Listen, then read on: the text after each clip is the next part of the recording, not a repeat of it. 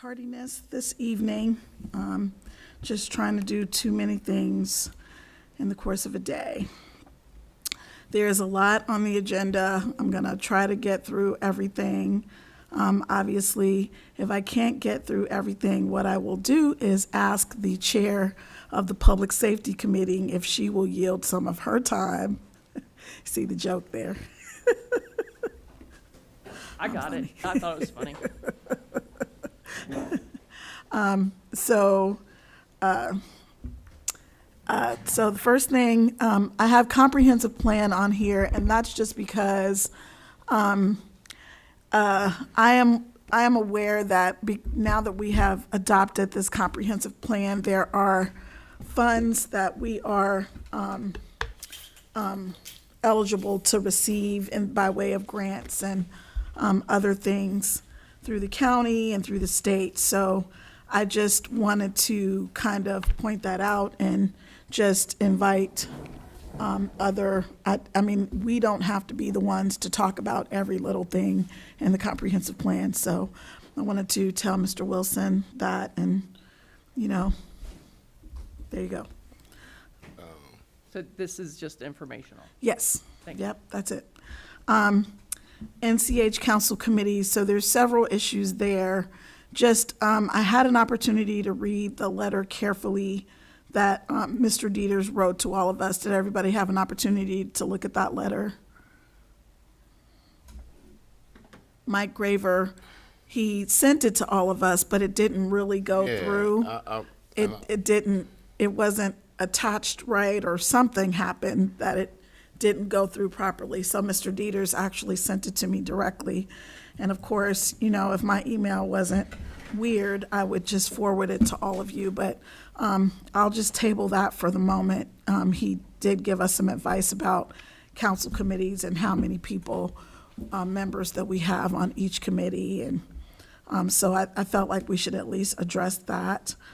The other thing with council committees, we have several ad hoc committees that we get reports about, and it's not required in the rules, but I think that we need to at least have people who give us the ad hoc committee reports, just even if it's just kind of a little written something, so that we can keep track of those kinds of things.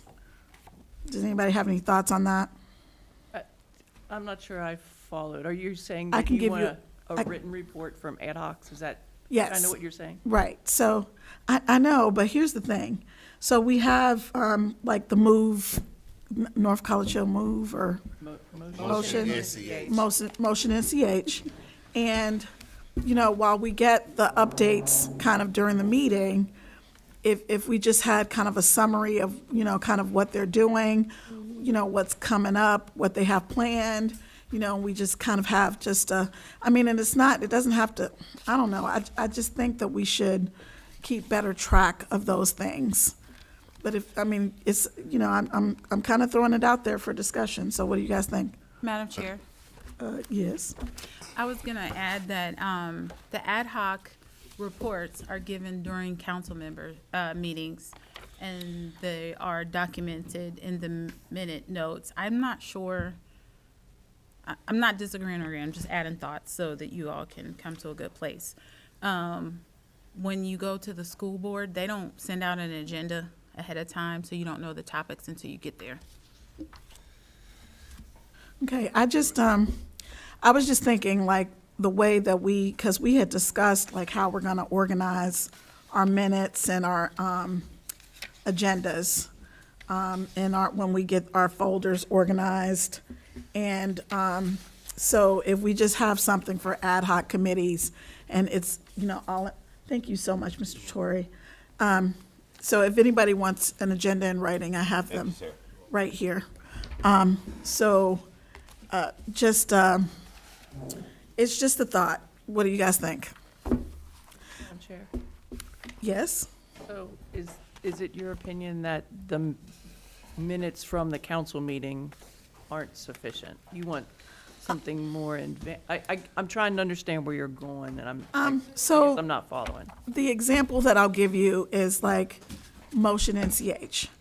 They have a lot going on, and I just think that if we have just kind of something in writing, I don't know, like just I don't know. I mean, if it's too much, tell me I'm doing too much. But what do you guys think? Madam Chair. Yes. So when it comes to things like that, well, motion NCH, I mean. That's just a for example, Yeah, I because know. that's the one. I know. I'm just going to, piggyback on that one. And as far as that, I mean, somewhere, somehow, we should have some type of documented update or, some type of record of the information that's been passed on from these ad hoc committees. I mean, I'm on the OKI committee, and I try and do my best when I'm there to take that information in, and I will start presenting email text as far as the information that I receive from that ad hoc committee.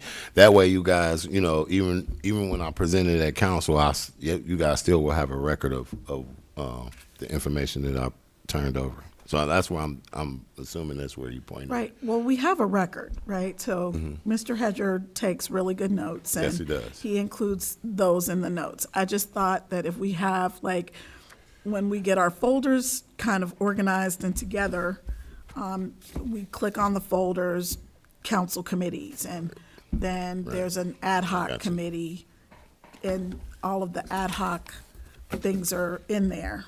I thought So that, you're going more down the website right. rabbit hole. Yes. Okay, I completely misunderstood where you were going.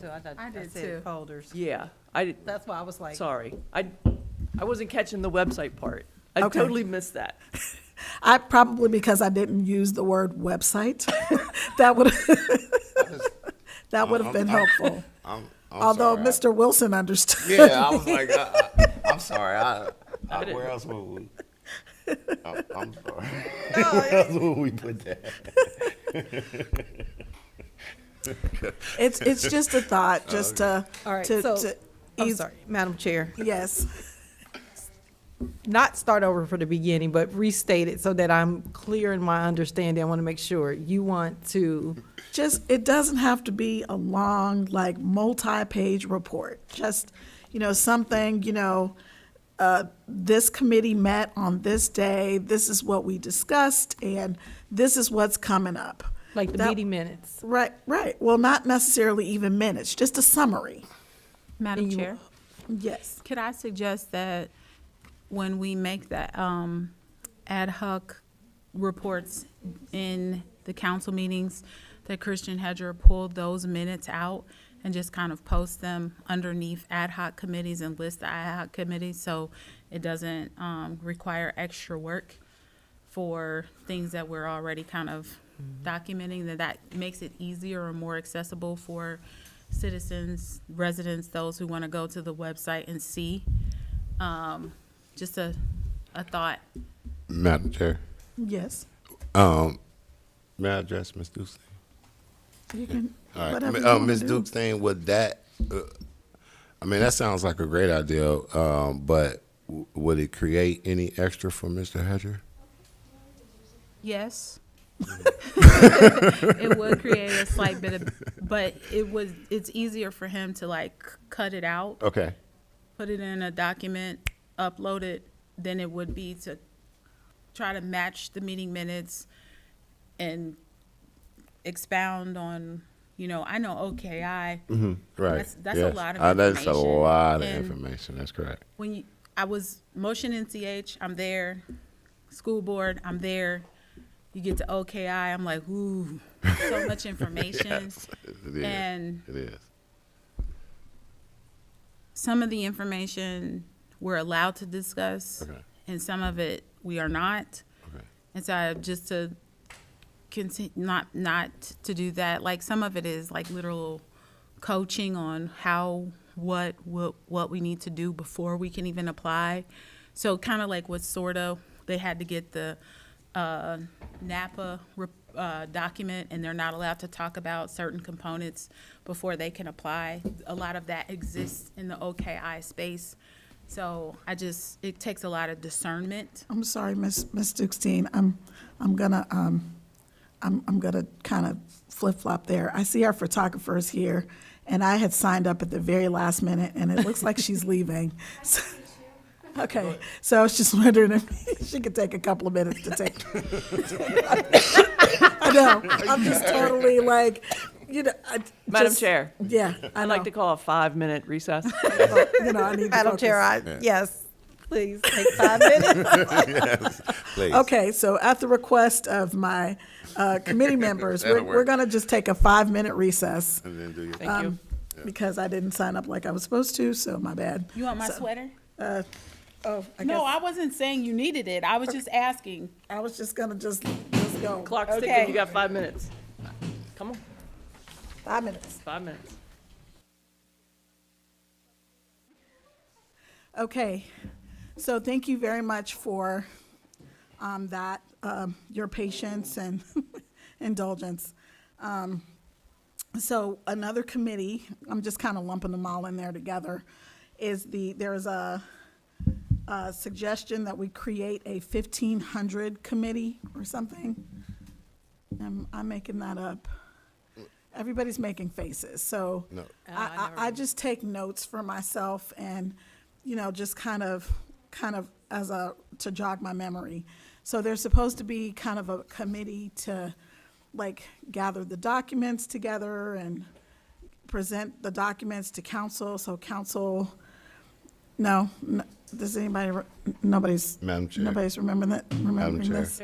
Madam Chair. Yes. So what you're referring to is was looking through my notes and I'm trying to find it, but I believe it was legislation drawn up to start an ad hoc committee for the conversation of 1,500.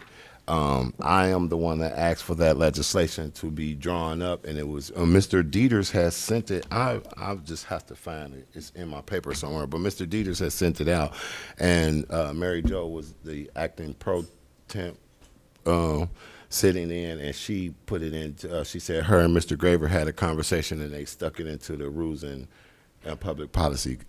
So that right now it's sitting in your committee. Okay, so I'm going to refer it to Mr. Wilson's committee, It works for me. if that's okay with everybody, unless somebody has a major objection. And keeping in mind, if you have a major objection, then that means you're volunteering to take that over. Well, I don't agree with that last part, but I will tell you that Mr. Graver and I talked extensively about it, and it felt like it was more associated with rules and public policy I could, because of the content than it is for, it's not a recreation. It's about a recreation facility, but it's not recreation. okay, Ma- The so, legislation is not recreation. okay, so here's what I will suggest then. Well, we leave it here as an ad hoc committee, but I want to suggest that Mr. Wilson be the chair of that ad hoc committee. Unless somebody else wants to. Madam Chair, I'm sorry, this is so painful. I still think it is a budget and finance issue until it gets off the ground from that point, then Fight over it then. Everybody's duking it I out. don't want to, Madam Chair. if he wants to be chair, can I Okay, be co? it's, yes, oh, yes, yay. Two, chair, co-chair, absolutely. Okay. Madam All right. Chair, Yeah. Yes, I just want to understand, the ad hoc committee is supposed to discuss, they're supposed to work with you, to gather all of the documents that we're asking for relating to the 1,500 buildings. So, for example, all the estimates, all the letters, all the whatever information there is about the 1,500 building, because as I was digging through my emails, what I realized is that during that period of time that I didn't have access to my emails, the emails aren't there. So there was a few months that I was probably being sent emails, but I don't have them in my email because they're just not there. I resent them to you last week. I did get the ones you resent. Thank you very much. But I just think that if we have somebody who can just kind of compile everything into one binder or something so that we can look at everything together and make a better decision. Because we're just kind of throwing information around. And as I was going back through looking at, I'm not able to connect all of the dots, but if we have this, we have Ms. Chichester and Mr. Wilson kind of leading the charge, maybe I can kind of, give them a list of what I'm looking for, and then they can just kind of figure it out from there. That's what I'm thinking. Madam Chair, You okay with that? yeah, Yes? I'm in total agreement. Okay. Okay, so next, as I try to get through everything, the 911 legislation, it looks like it's just kind of a very standard. I'm going to give the Erica legal summary. If we don't sign that legislation or pass it, then when people who live here call 911, they may not get an answer. Absolutely. So we need to just, suspend the readings and get that passed, because that would not be good. It doesn't do us any good to have a great fire department if people call 911 and they can't get to our fire department. So, does anybody have any thoughts on that? Madam Chair, Yes. my only thought is we don't have any more council meetings this month. Do we need to call a special meeting? I'm probably going to do that because there's a couple of pieces of legislation we need to address. And for, speaking of special council meetings, I'm glad you mentioned that. So for a special council meeting, you need either the mayor or 3 council members' signatures, post them on all the doors. So I'll just find 2 more people, we'll sign it, and we can schedule them all on the same day. They can just be 5 minutes, because literally, we just have to read the legislation. We have to have 3 readings, and then we can vote to pass it. And that way, there's no, kind of delay, because once I understood what that legislation is, we need to take care of that. Madam Chair, Yes. you don't necessarily need to have a special meeting for that. July would be fine to have that on there if you are doing one anyway. Assuming we suspend the readings. Is that what is that Yes, right? you can suspend Okay. the readings in July and we should be fine. But if you're having it for other reasons, you might as well put that one on there too. Okay. We don't have any other special reasons, but, July's fine. I love summer session now. I didn't always, but I do now. Okay. Anybody else have any thoughts on that? Nope. Okay. Close my calendar. So the Charter Review Committee report. Did everybody have an opportunity to take a look at that? Does anybody have any questions? In the sake of time, we got like 4 minutes. It's okay. Again, I'm pretty sure the chair of public safety will yield some of her time to us. So, Okay, let me get my notes up. I'm still reviewing. You want to tell the people in the audience the joke there? oh yes. So I am the chair of the public safety committee. So when I say I'm certain that the chair will yield time for the Rules and Public Policy Committee, We that's guarantee that. the joke.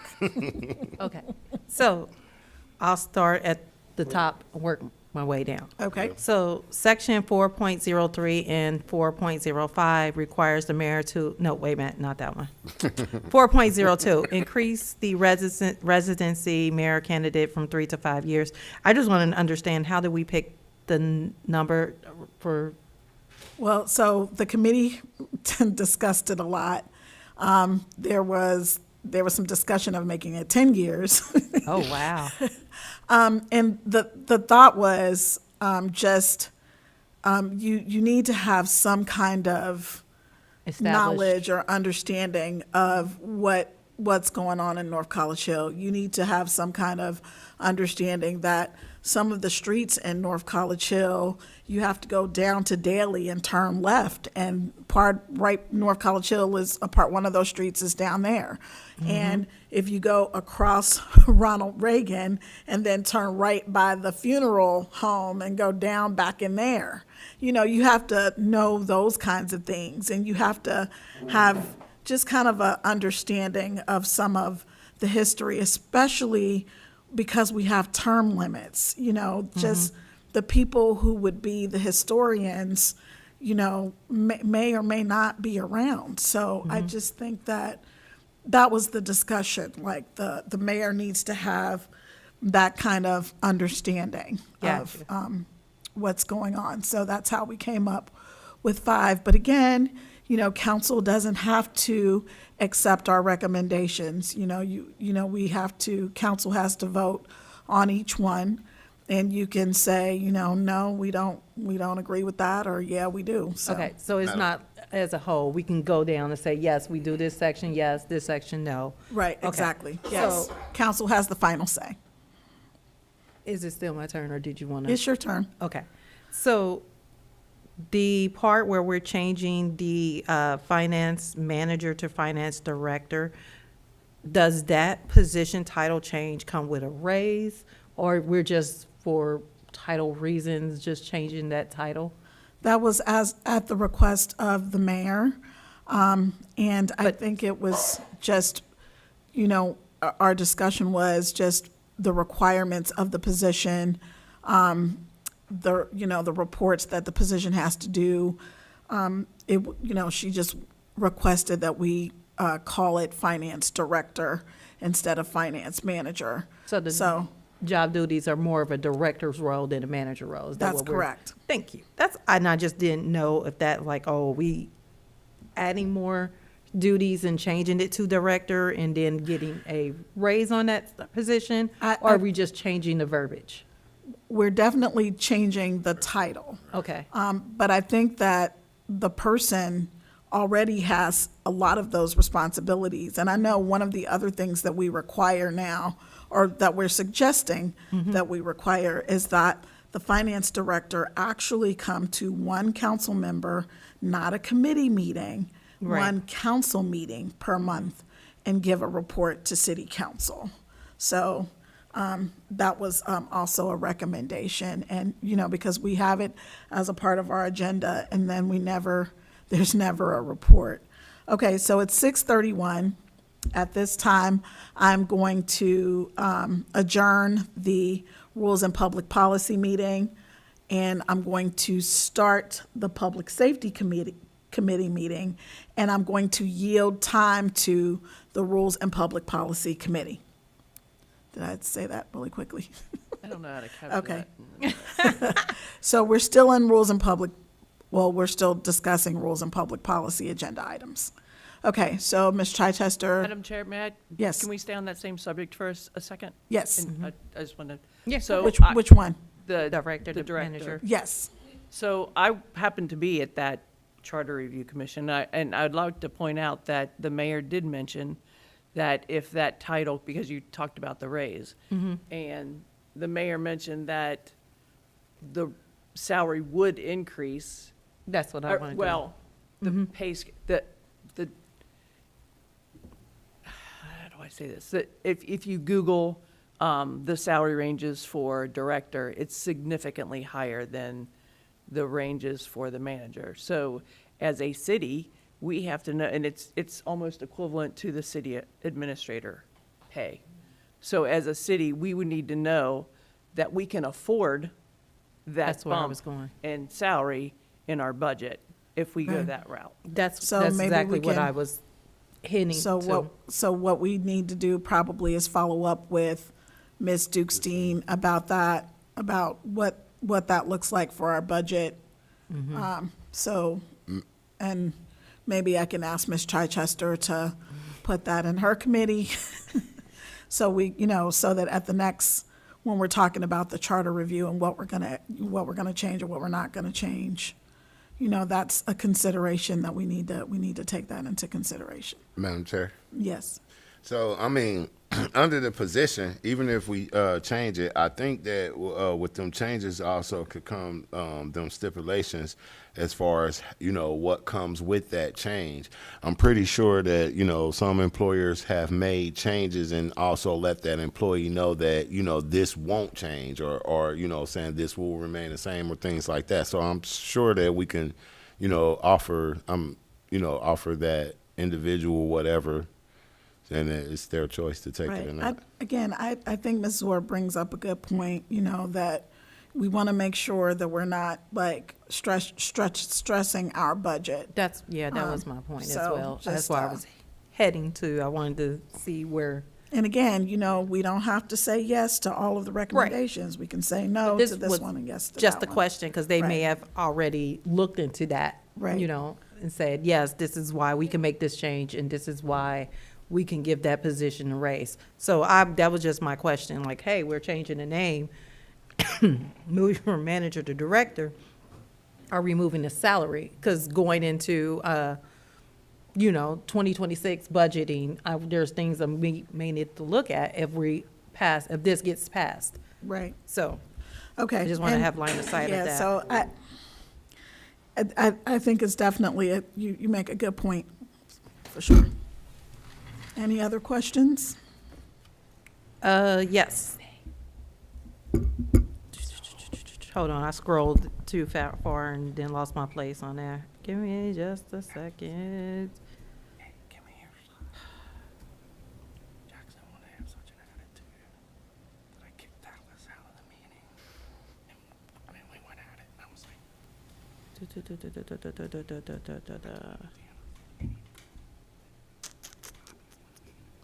got a cop here. And I said, and tomorrow, myself and Oh, city manager, I'll send an email. I have a whole list of 15 different things right now, and I don't think you want to. Well, I mean, you can send an email or whatever. I I'll send did it want to to send you. it back to council, though, so council can kind of vote up or down, yea or nay, so we can potentially get it on the ballot this year. But, just anything just kind of glaringly jump out at you. There is one thing I think that the committee recommended. They recommended that to add to the charter, that once the charter committee gives a report to council or gives recommendations to council, if council says no to the recommendations, that Like it. they put something in writing explaining why they're saying no. Yeah, that's number 6 on my list. Yeah. Well, that wouldn't apply this year. Mm-hmm. It would only apply if the voters said yes to add that to the charter. So we're asking council to justify a yes or no vote, or is it just a no vote? No, we're asking council, so council is determining what goes on the ballot, if anything. And then the voters decide yes or no from Okay. there. So that's not a requirement. We can't just say, yes, we're gonna change the charter and here's Right. how. We are just deciding that this goes on the ballot. I'm sorry, I think it was section 1406, to require council to provide a public written explanation for any charter review commission recommendations they reject, is what I was speaking about. That's what I was talking Yeah, about as well. So So that wouldn't apply this this year, time. right, but I'm just trying to understand for future. Right. And and again, the charter's typically reviewed every 5 years. It doesn't have to be reviewed every 5 years. Right. But, that's what the charter recommends. Right. So, just the committee recommends that if council rejects all of the recommendations, that they provide something in writing, Is it all the recommendations, or is it? whichever recommendations we reject. Okay. Madam Chair? Yes. On that same topic, was there a reason why, sorry, I'm going to hold your feet to the fire. So, No, it's fine. so the committee asked that the council put it back to them in writing, but there's nothing in there that states the committee's committee had report has send- to yes, write a send to report us in writing. And I'm like, Absolutely. I wait a minute, agree. we have to reply in writing, but you guys can give us Right. an oral. Like, that's not yeah. fair. Yes. I agree So with you on that one too. Okay, yeah, and again, keeping in mind now, this is our recommendation to council. Council can say, we agree with that, we don't agree with that, we agree with that, we don't agree with that, so, Madam Chair. yes. So, say if we semi-agree with something, but, so like the recommendations being presented to council don't have to be in writing. Can we edit it, like your recommendations, yes, and then we can approve that, or do we not, or do we send that back to your committee, or do we No, not have no? The committee is So it's over. either as The committee is, had, their work has to be done within 6 months. so it's as is, no edits? No edits. Now, that is a good question. That's a question can for ask the Leah. law director. So Madam I'll Chair. I'll ask him. Yes.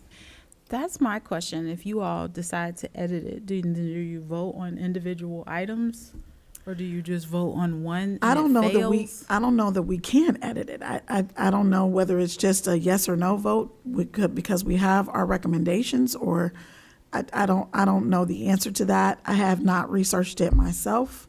I'm sure that there's case law out there on it, so, I'm fairly sure that council can make our own recommendations as an entity.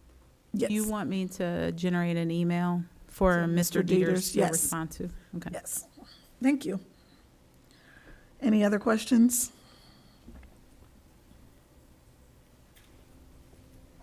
Sorry, I'm putting my glasses back on.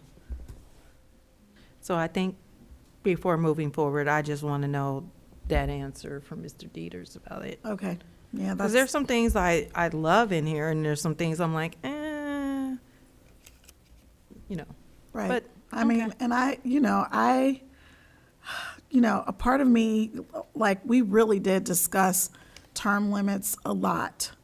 And a part of me is like, yes, yay, term limits, but mainly because I think Congress, like the U.S. Congress, you have congressmen who go up there to die, and I don't like that. However, just at our state legislative level, we do have term limits, and all they do is just kind of rotate, where they're a state senator, and then when they're timed out of that, then they go over to be a state representative, and when they time out of that, they run for city council. I mean, it's just kind of, they're still just kind of bouncing around from Get it, from place to district and place. place to And, place. with our community, it doesn't seem to be an issue this year, but in past elections, it was a job trying to even find enough people to run. So, I mean, what do we do under those circumstances? I kind of wanted to have like some kind of a hybrid solution, like, if there's not enough people on, who pull petitions, then, term limits don't apply, or, you know what I mean? If only 2 people want to run, because there's several communities around that have like no council members, which is disturbing. But so if we have something like that happen, and somebody who was on a council before is okay with running again, we shouldn't. I don't know. So I don't know what the solution to that is. I know that there's probably case law on it out there, and maybe that just will go underneath the ask Mr. Dieters if we can amend the recommendations or not. And I'm guessing we can't, but I don't know what we can ask him. Madam Chair, Yes. I will definitely include that portion in the email.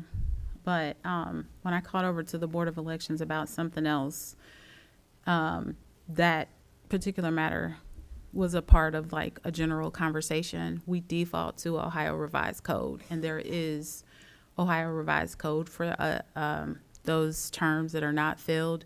Then they have a particular way. It's actually the same application as when someone does not have a committee.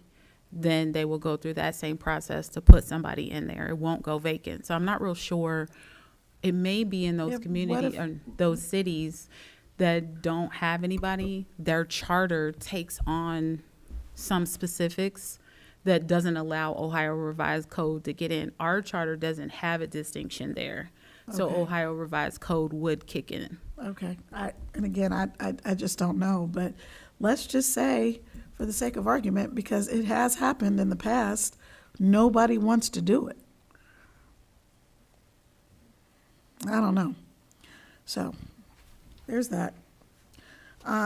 So we're pushing up on 6:43, and I did, I saw that the police chief is here, so I did want to kind of respect the fact that he did come to the Public Safety Committee meeting, which technically hasn't started yet. So I'll table the rest of our issues, council rules, old business, new business, action items. Does anybody have anything that they really want to discuss today for rules and public policy? Madam Chair, Yes. if you need to continue, you can. I have very little, so I can honestly send out an email update if you need to continue doing this. I'm perfectly fine with that. Okay. What did you guys want to do? Madam Chair, Yes. I think since we have questions that are pending, we could table it and then maybe then get the answers and bring it back to the table. Okay, let's do that. Okay, and when I first joined council, I was not a fan of summer session, but I am now a huge fan of summer session, so I highly doubt that I'm going to be adding additional committee meetings during the summer unless we absolutely need to. I don't want to, and we're not really allowed to have discussions, committee discussions in email. So when you guys send me an email, or if you send me an email about this, don't copy everybody, send it just directly to me Absolutely. without copying everybody on the email. Because if you copy everyone on the email, I can tell you right now, I'm not going to respond to that because it creates just this Violation. just nightmare of public records, and I just don't want to get into that. Madam Chair, Yes. I just wanted to say I will not reply either, because if someone accidentally replies all, then we just had a council meeting. Yep, So that's exactly right. All right, are we adjourning at 6:45? Yes, so we are now adjourning the Rules and Public Policy meeting at 6:45 PM. And does anybody need a break before we start public safety? Good. I'm good. Okay, so we will now start the Public Safety Committee meeting. And I think Ms. Gaston is on that one, is that right? Excuse me. Ms. Chichester, are you on that one as well? yes, ma'am, I'm on all committees. Okay. Okay, well, more power to y'all. Mr. Davison? He is, he's the vice chair. He's not, but obviously he's not here today, so I'm not. I don't know where my phone is, so I haven't heard it go off lately, so, okay. So on our Public Safety Committee meeting agenda, we always have police updates, fire update, public works updates. We do have Chief Cheney here, so I'll allow him, I'm just going to kind of give him the microphone and let him give us some updates from the police department. Okay. Good afternoon, evening, everybody. So I just have a couple brief things. One, we basically have wrapped up a good portion of our hiring. We actually have our uniform company over there today, getting everybody fitted. We had one gentleman start last week. We have a second starting Wednesday, and then we'll have two additional probably within about 2 weeks after that. And then we have two going to the police academy. That still leaves us two openings. I'm working on that. Have some good potential leads on that. So hopefully next couple of weeks we'll have an update on that. Good news is, I know last year I notified council, I believe in a committee meeting, that we had been removed from the Ohio Collaborative. That is actually a executive mandate from the governor. We are now going to be back in that. We finished some of the work, so we are now going to be phase 1 and 2. So we will be back in the collaborative. Have a couple more. There's like 14 phases for the initial collaborative. We actually would have had one. We'll have one more. Probably phase 4 will be probably by the end of this week as well. We just have to make some updates. When the state came in Friday, sat with me all morning. We certified phase 1 and 2.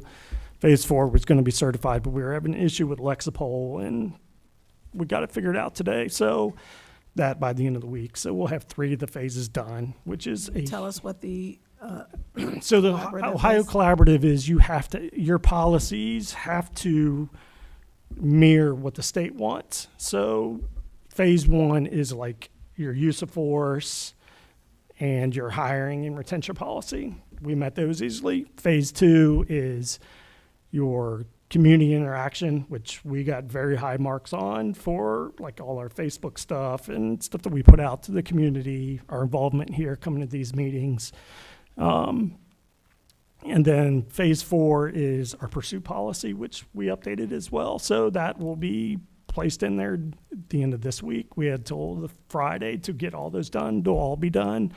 So we'll have 3 of the phases, 3 of the 14. You only need technically 1 to be in, the first 2 you need to be a part of the collaborative. We have that. So we're good. Basically just the standards of we have to follow, that the state wants you to follow, like best practices. So if something happens, they know that you are doing what everyone else should do. It kind of gives a uniformity to like what your use of force should be, what your pursuit policy should be, what our hiring and retention policy should be. So that'll be phase 1 with the collaborative portion. Then there's a second that's a little more in depth that I spoke with them about. It'll probably take us about the end of the year to get all of phase 1 done for the collaborative, and then we will move on to the other one that's more in depth next year.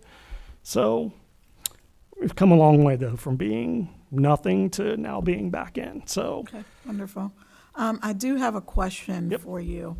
I know there was something mentioned, maybe at the state level, that cities can now charge when people request body camera footage. Correct. They can Yep. charge. Have you determined what, if anything, you're going to charge when people request that as a public record?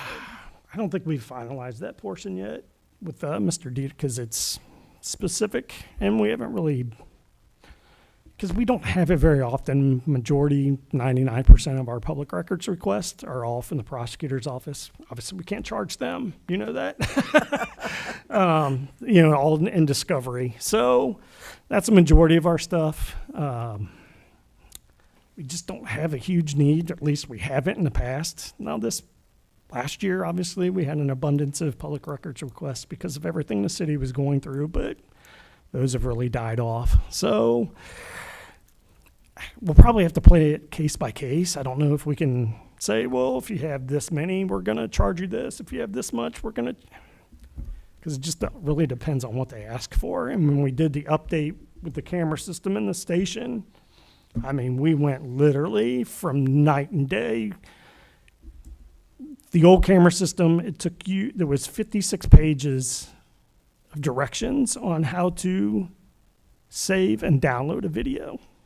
This new system is literally like point and click, and it's done. So the time frame is, I can't even say it's been cut in half. It's like been cut by 90% with station video. So, I guess it's just going to have to be up year by year. And the state really, you know how it is. The state gives you recommendations and Right. passes stuff, but they don't give you any real direction on how to go. So, Right. Okay. Well, thank you so much, Chief Cheney. Does Madam anyone have Chair. any questions for Chief Cheney? Madam Chair. Yes. So, Chief, yes. the collaborative, you know, you stated that you had to meet three. You said 3 standards. So we will have met 3 standards by the end of the week. The first 2 standards, phase 1, it's called 1 and 2. Those 2 you have to meet to even be considered to be back in the collaborative. Those are done. So them standards are Use of force, okay. hiring and retention, and community engagement. All right. So can them standards be shared with us?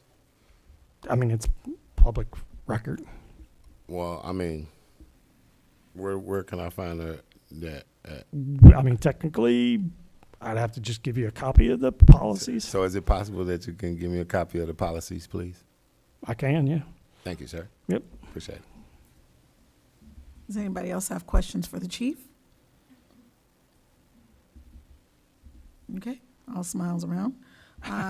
Ms. Dukes-Dean, is there any notable updates for the fire department or public works? I can tell you that our fire department's ambulance was hit. We had one that was hit, and it was hit on the dealership lot. So the dealership is paying for that one. And then we were borrowing the one that we sold to Mount Healthy, and our other one, and then that one was hit as well. So they're all insurance. None of them were our fault, but our insurance policy yields that we have a deductible, just like you would a car rental, to rent a ambulance, and we will be doing that. This was something that I wanted to mention because we have up to $100,000. We did an estimate on the rental. It will be about $3,000 a month. We as a city will pay that up front. We will more than likely not go over the 75. However, we are fully going to be reimbursed. So in the spirit of transparency, this is what we will do, but we are not going to create a legislation for it. For 1, it's over a set of months. For 2, it more than likely will not go over 75. And 3, it's 100% reimbursable. Okay. So all of those, if we do reach the $75,000 mark, we will have that conversation then. But I'd like to see where it goes and how long we actually have to have our fire truck out there. There is the quote that both Police Chief Cheney and Police Chief Plackey and Ryan Sharowski worked on for the generators. So we're finalizing that. We'll bring that in July. And then Public Works has 5 students from the Talbert House working with them. You will see them on Galbraith Road this week and at the police station. They're pulling weeds and getting ready to beautify. We're still not finished with the Galbraith Road project. So we're going to modestly just mulch and pull weeds this year as opposed to doing any extreme beautification because it's only going to be dug up. Some of their walkways and pathways have to be through those mulch beds for safe travel. So that is all I had. And when you get to new business, I do have one more thing. Okay, well, you got 4 minutes. Okay. Diane Toll came to our council meeting and talked about the House Bill 29. And I wanted to make sure that council doesn't have any further questions. I did ask her to come to kind of represent. That was really based on our missed meeting, but I wanted to get it in front of you because we are going to be working on some things to bring back before you to deal with her workload and her change of work, and also just what it'll cost the city to have to accommodate the new mailings and that. So I just am keeping you abreast as we make those changes so you're clear as to why we're asking for more resources to be allocated. That does mean that we have to take from, we're looking at the best route right now because there's mayor's court. Do we take it from mayor's court? But we will have to, that wasn't in our budget, so not only does it have to go to council, it has to be reported to Hamilton County. So, I have a question about that. Is there, do we have any, I know the answer to this, I'm gonna ask anyway. So, does Mr. Dieters, like, give you guys, like, this is what's coming, these are the, like, updates in the law that's going to impact small cities? Does he do anything like that? Okay. Does anybody have any other questions? I didn't hear the answer for the minutes. I'm sorry, no. Thank you. And thank you very much for doing the minutes for me. I just think that that might be helpful because I knew that that House bill was coming a year ago, because it's been kind of big in the legal community, about, the driver's licenses and how easy it is to lose your driver's license. And it started off as a, people who get their license suspended because of child support, being able to get a license so that they can go to work and pay their child support. But then it just kind of expanded from there to include like warrant blocks. So I don't know. And there's other things that are coming that may impact us as a city as well. I just thought it might be helpful if, because I know that they have. Okay, I'll leave it alone. It is 6:59. Is there anything anybody else wants to any new business, action items, anything else when it comes to public safety? Okay, with that, it is 6:59 and I will adjourn the Public Safety Committee meeting. Thank you.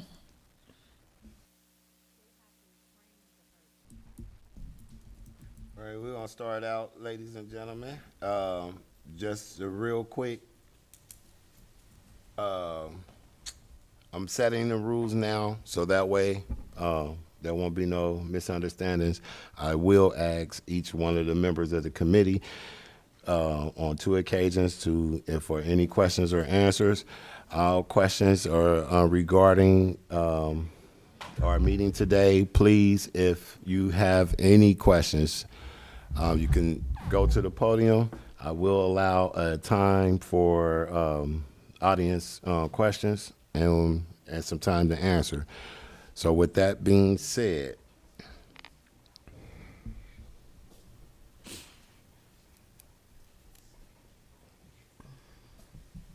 what? So we're going to start out with the welcoming letters updates. I believe that will be Ms. Gaskins. So we're working on the baskets as a whole. Mm-hmm. We have 5. Myself and Ms. Alexander worked on them. There's some really good stuff in there. So I'm hoping that we would be able to deliver the baskets with the welcome letters and everything that we talked about in our last committee meeting by the end of this month. It would be in hand. Is that all, Ms. Gaskins? Ms. Alexander, did you want to add anything to it?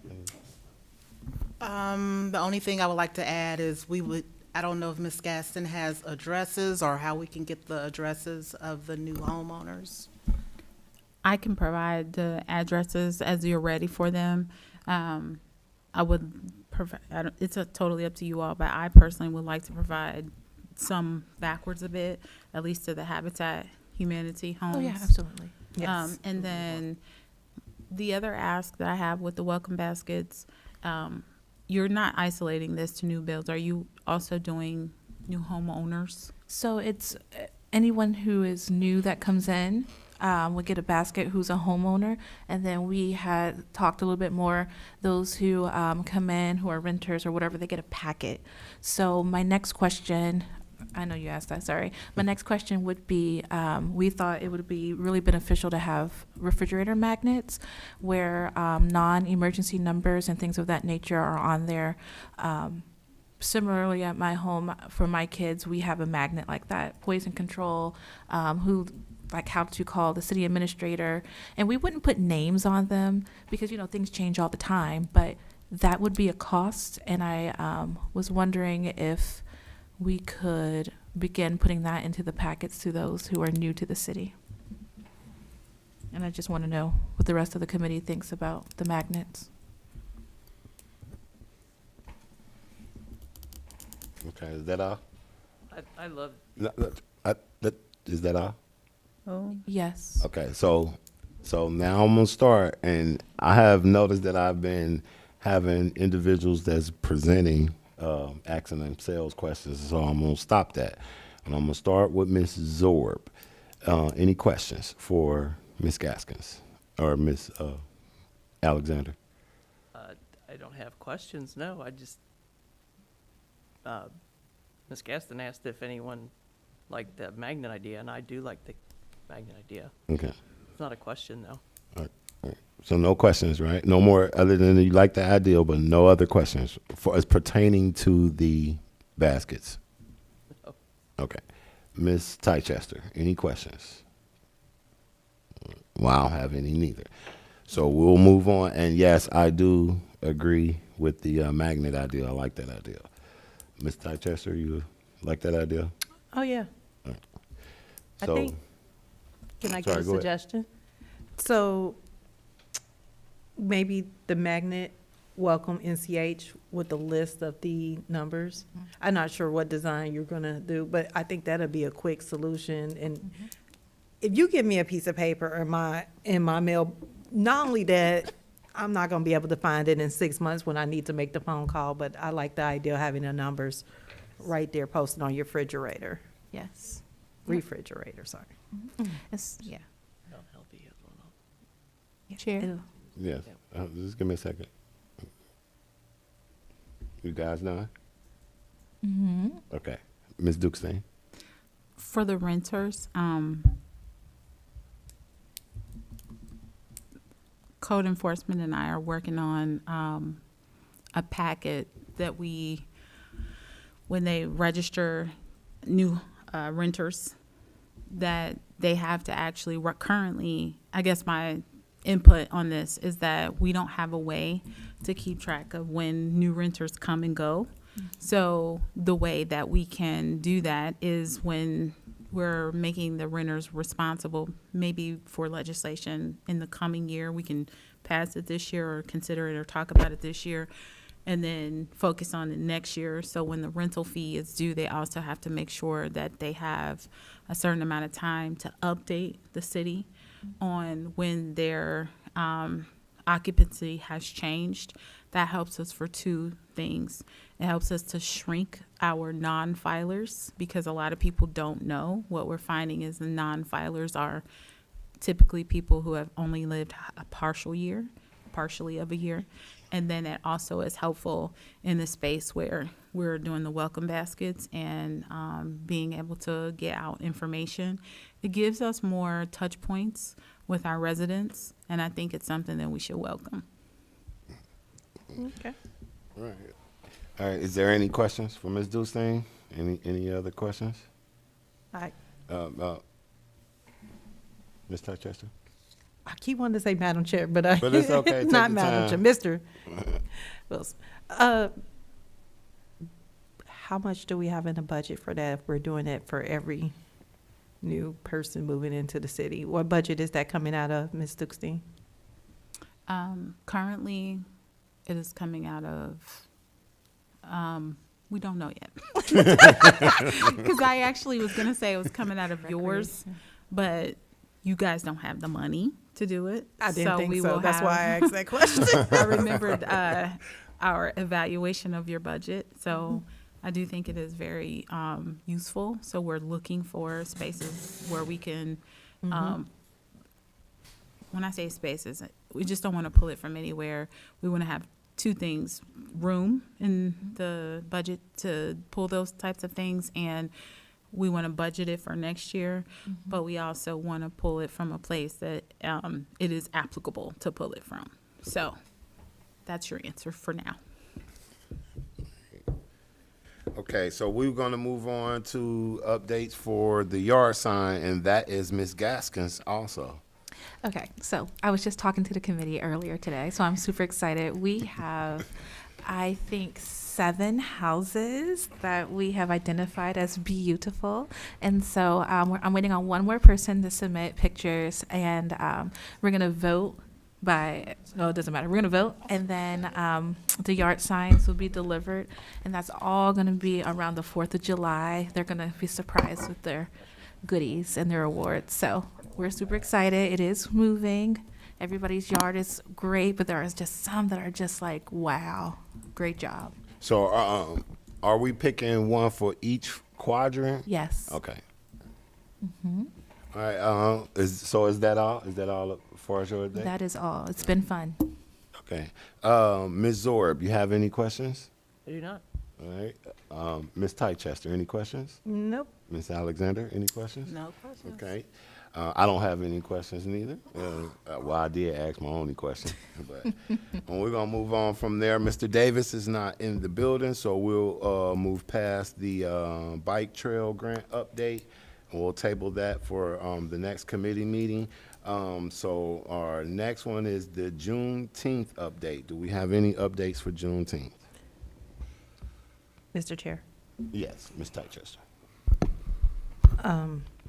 I have several updates. So first, the resource fair on June 20th from 10 a.m. to 2 p.m. is growing. And I'm so excited. I can't wait for this event to start. Also, I have a question from the committee members that are here, I guess council and Ms. Dukestein. If by chance, if we found the $8,000 in the budget to have the fireworks, would council or the committee be in support of that? I'm in support of it. Well, I know you is, because you do your round table. Oh, okay. Ms. Zorb? I would need to know more, like where you don't just find $8,000. So, Madam, Mr. Chair. Okay, hold on. Give me a second. So let's do this first. So all in favor, if the fundings for the fireworks were to come, are you still interested in the fireworks? Just raise your hands if you're still interested in it. If they were able to find the $8,000. Mr. Wilson, I think that's a vote. We don't think not. You're not allowed to vote. Well, I'll go individually, but Well, I'm going to you're answer not this allowed to question vote at first. all. Okay, You're not but allowed to vote. We're just asking. you're interested. You cannot do that. All right. Well, we'll move on. Ms. Dukestein. Sorry, I just don't want you all to get in trouble. It works. Not allowed to take Right. a yay or nay. That's, Yeah, that's well- an official vote. Yes. Okay, that's- we'll work. We'll move on. So Let to her speak to that, Mhm. Ms. Orb is right. You can't just find Right. $8,000 in the budget, but we are like, there could be some evaluation of how resources are spent forward. However, that's council to vote or put to council floor. It'll have to be over a certain amount.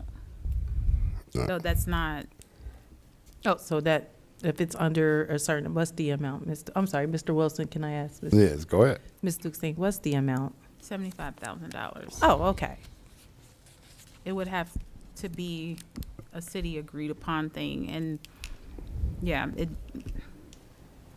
but I will say you cannot just find money in the budget also. I would say that as well. Okay. I think it's mainly more of from a lift of the city. I'm looking at Chief Cheney. He's trying very hard not to make eye contact. Mr. Chair, Yeah, go ahead, Mr. Cheney. at this late notice, there's no way the police department could support a fireworks show. I do not have the manpower to do that, and at this late notice, there's no way I could probably even get the sheriff's office special details to do this. That was my. Yeah. So as much as I'm want to do it too, we just don't have the manpower to do that right now. We're going to be scraping by and probably mandating people just to cover the parade. So we're stretched thin.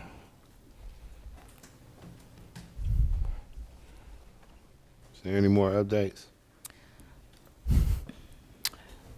So with that being said, I would like to, when we meet with our committee for volunteer committee tomorrow, move the food truck from the middle school gym. I think we'd get more visibility to the 1500 building.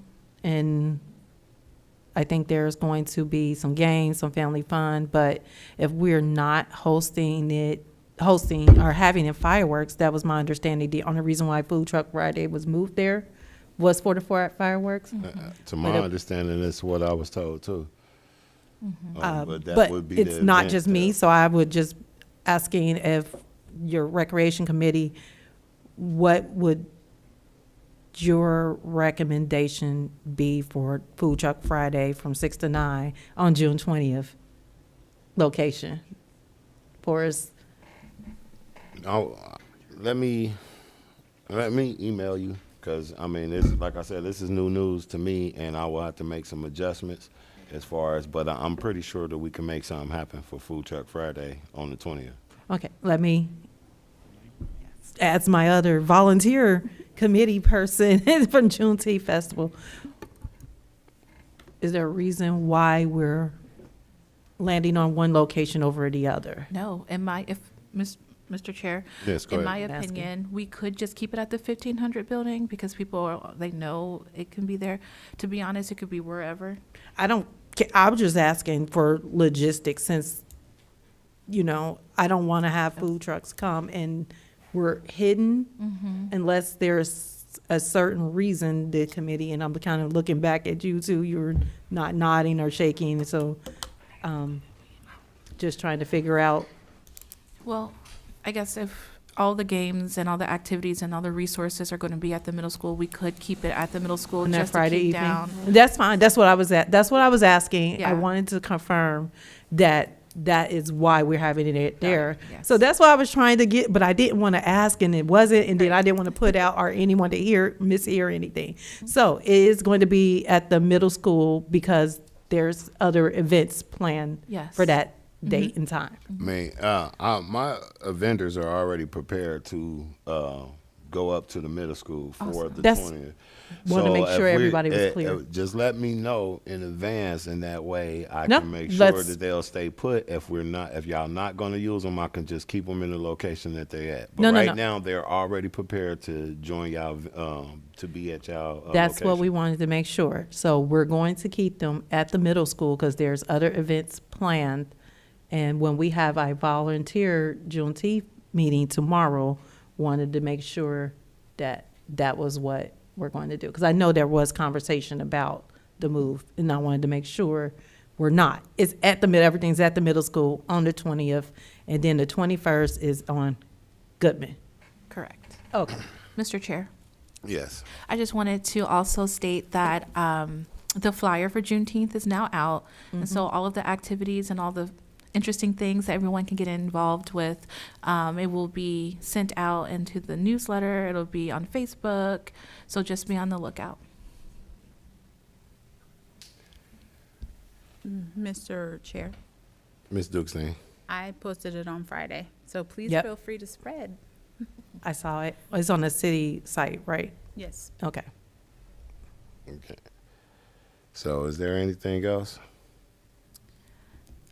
There is one more thing that I wanted to mention. I apologize for speaking on behalf of this person, but there is an opportunity that we could potentially have T-shirts for Juneteenth, and anyone who is going to volunteer or part of administration, if they want to have a T-shirt, they can.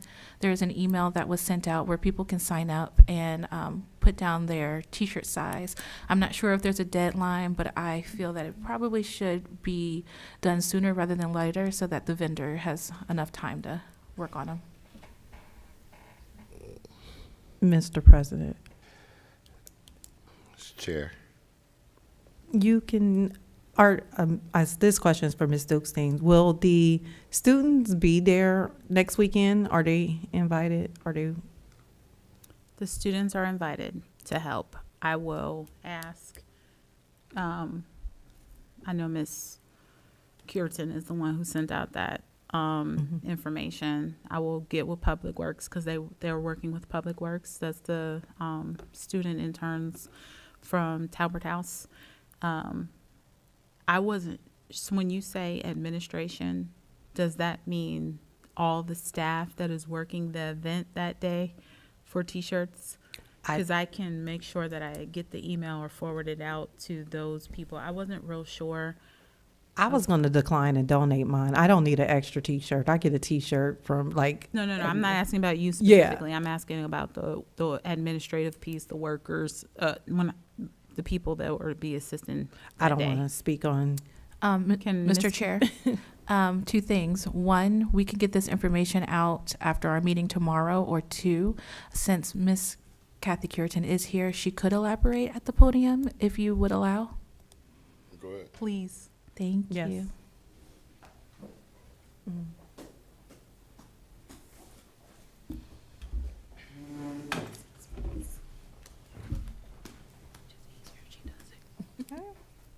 So Kathy Curtin, a proud resident of North College Hill. So the purpose of our T-shirts was to have unity. And if you understand the concept behind Juneteenth, it's really not about whether your shirt is red, blue, or green. It's all about all of us being in unity.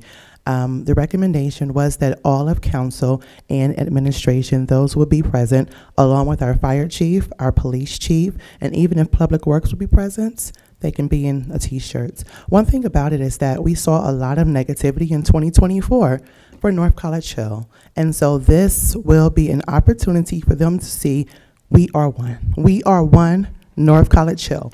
And so we've asked our mayor, our city administrator, our police chief, our fire chief, and all of council to partner, even if you are not volunteering for the event, to partner with the citizens who have volunteered their time to serve the residents of North College Hill. Thank you. Thank you.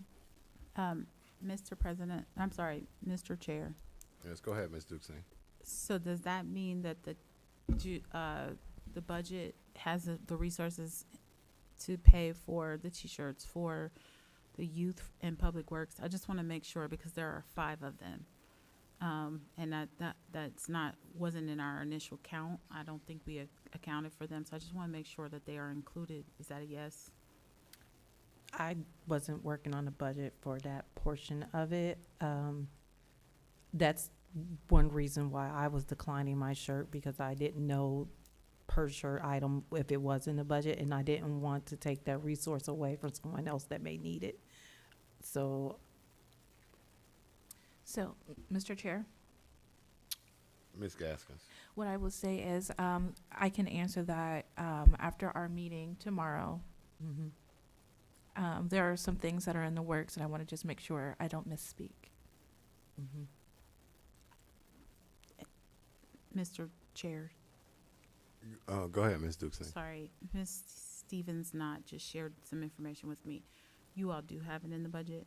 So I will get the email circulated to Public Works and get back with Ms. Curtin to get the sizes of the youth that will be present. And I understand that T-shirt thing a little differently. So I'll make sure I circulate it differently.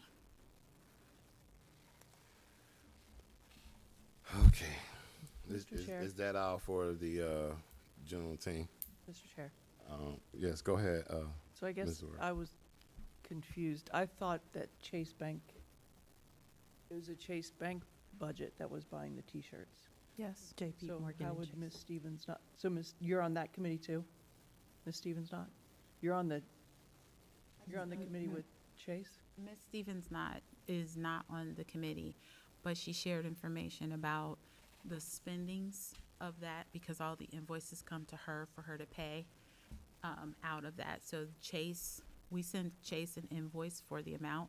They send us the amount, and then the invoices come to us to pay. So she was able to, she knows what is supposed to come out of that budget and what has yet to come. And she expressed where there were some savings. Okay, I still didn't understand that, but I'll take your word for it. Thank you. Thank you. Okay. Well, I do have some concerns, but I will address them, send them concerns over to the Rec Commission and let them handle that for next year. I mean, I'm truly proud of the Juneteenth committee and all the work you guys put in. I'm totally appreciative of every effort you guys gave. And I'm aware of some of the lack of effort that was given too. So, like I said, I will send all my concerns as far as that over to the Rec Commission and let them address that. We're gonna move along. Right now we are at the old news portion of this meeting, and I'm gonna bring this up. I don't know if you guys have this, so I had took the liberty of asking Ben to make us new copies. But the old news I want to discuss was the trash can replacement plan that we have brought up in 2024. If you can take one and just pass it down for me. We had discussed this before. We chose a series of garbage cans. Ms. Zorb also suggested that we shouldn't have to wait. We shouldn't have to phase it in because we had brought up a phase-in program, and Ms. Zorb said that we really shouldn't have to. So I'm just bringing this back up because I definitely would like to see these trash cans come to fruition. Again, I'm so proud of North College Hill students and the effort that they took this year to try and put their trash in the trash can, but we still can do more. And maybe if we can get some of these trash cans out here at these new bus stops that's up. We do have some new bus stops that's out and they spread it out. Maybe we can get these cans in, try and help Public Works with keeping our city clean. I'm not going to go into deep discussion about it. I just wanted to give everybody just a copy of it so you guys can review and we can bring it back for further discussion. With that being said, is there any other old business? Is there any new business?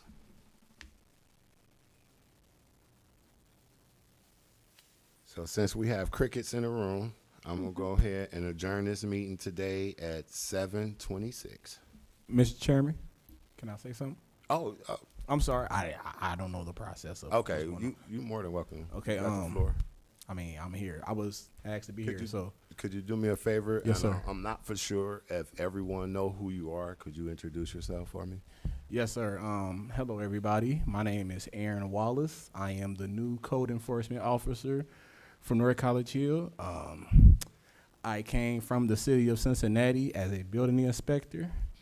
I was a member of the inaugural building inspector academy down at the city of Cincinnati.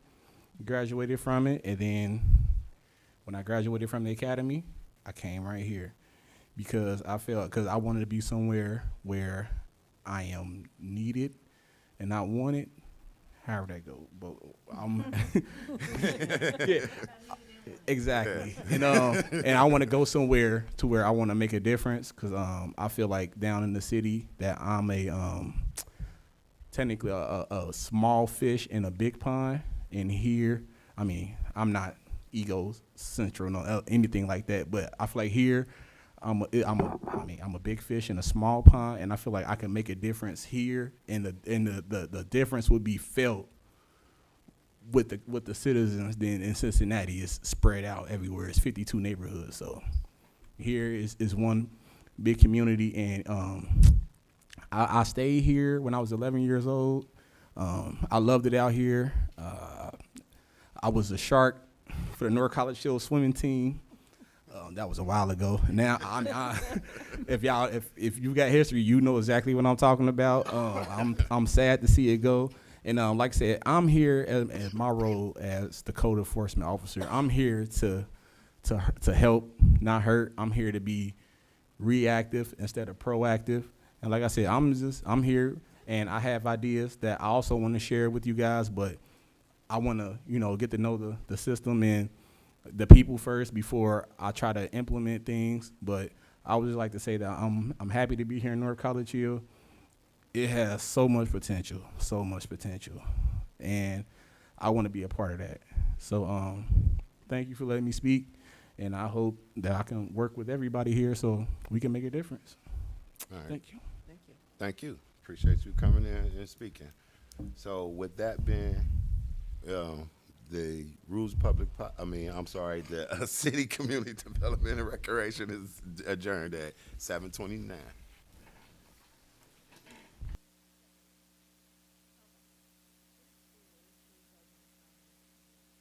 Committee meeting. Let's get started. It is 7:34. And first up on our agenda is the 2025 fire and street levy update. Give me just a second. Trying to get my stuff plugged in. I thought you were plugged in. And Before so- I get started, as I'm setting this up, I'd like to introduce everyone to Saxon Lockley. Microphone. I can't I'm hear you. sorry. I'd like to introduce everyone to Saxon Lockley. He is my student intern from Talbot House. He's doing an amazing job. He's a super smart young man, and I'm gonna just put him on the spot a little bit and let him introduce himself and tell you where he graduated from and what he's up to. Hello, everybody. How you It's doing? great to be here. My name is Saxon Lackey. I graduated from the Seven Hill School about 2 weeks ago, and thank you so much. And my next chapter will be at the University of Loyola Chicago. So it's great to be here. Congratulations. Thank you, guys. I'm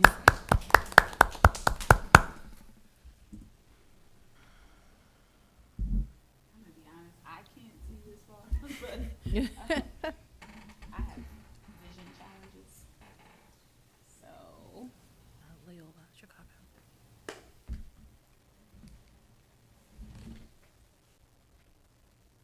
Okay, so we're at the point of the fire and street levy. Sorry. Okay, so we can first address the fire. And you have that in your packets. It's right behind your agenda. And it's the certification of estimated property tax and revenue. And the first one on there is actually streets.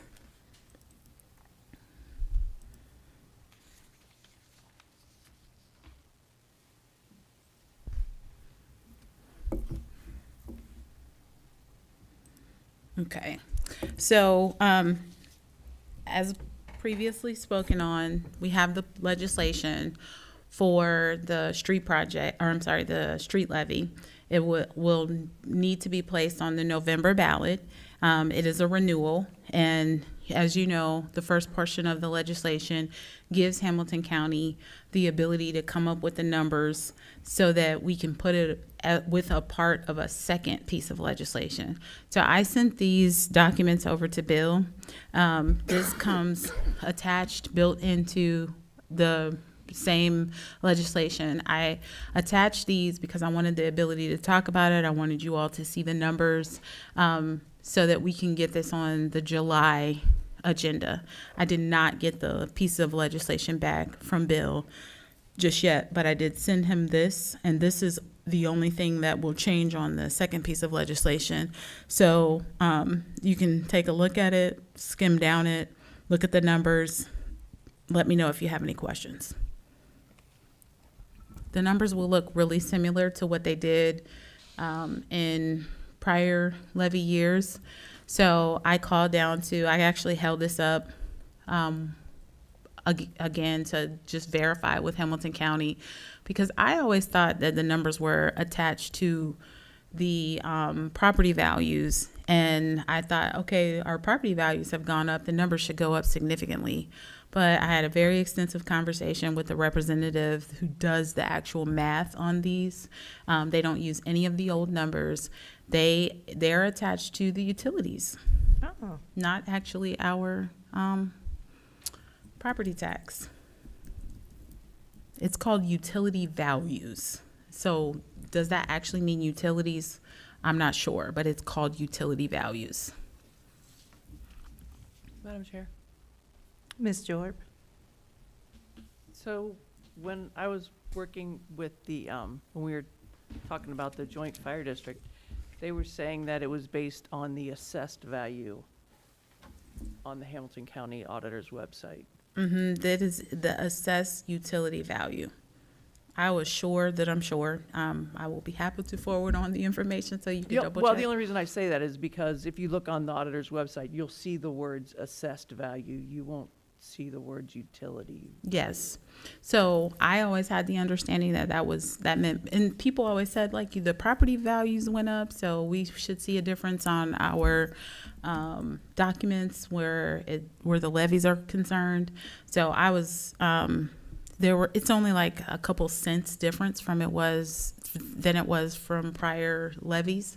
So when I compared and contrast, I was like, wait a minute. So I held it up a little bit because I actually could have had it in there on June, but I called down there to double check. I was able to reach somebody and he said, nope, those values are correct and they're based on, Ms. Zorba's right, assessed utility values.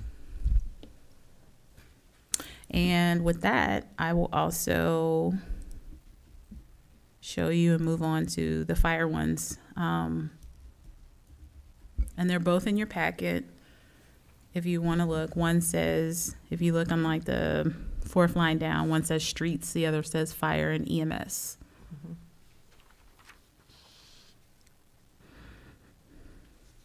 So when you see this information again, it will be built in a piece of legislation. You can hold on to these. Make sure that when Christian Hedger sends the legislation over, that these numbers, values are in them. They have been approved by Hamilton County. It is time for them to move on to council floor.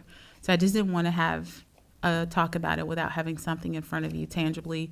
And then when you get the legislation, something to compare it to, because this is what I got from Hamilton County, because I would like the permission to move it to council floor, because we have to have these in by August. So we should be able to approve them in July and get them in and be squared away.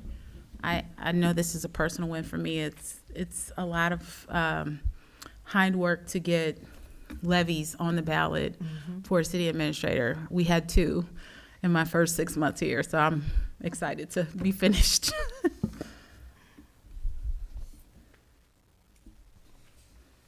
So if you guys are done looking at those and you can hang on to them, I didn't send them out electronically, but if you want to hang on to these pieces of paper, like I said, when the legislation is sent out by Christian Hedger for the month of July, you'll have something to compare it to.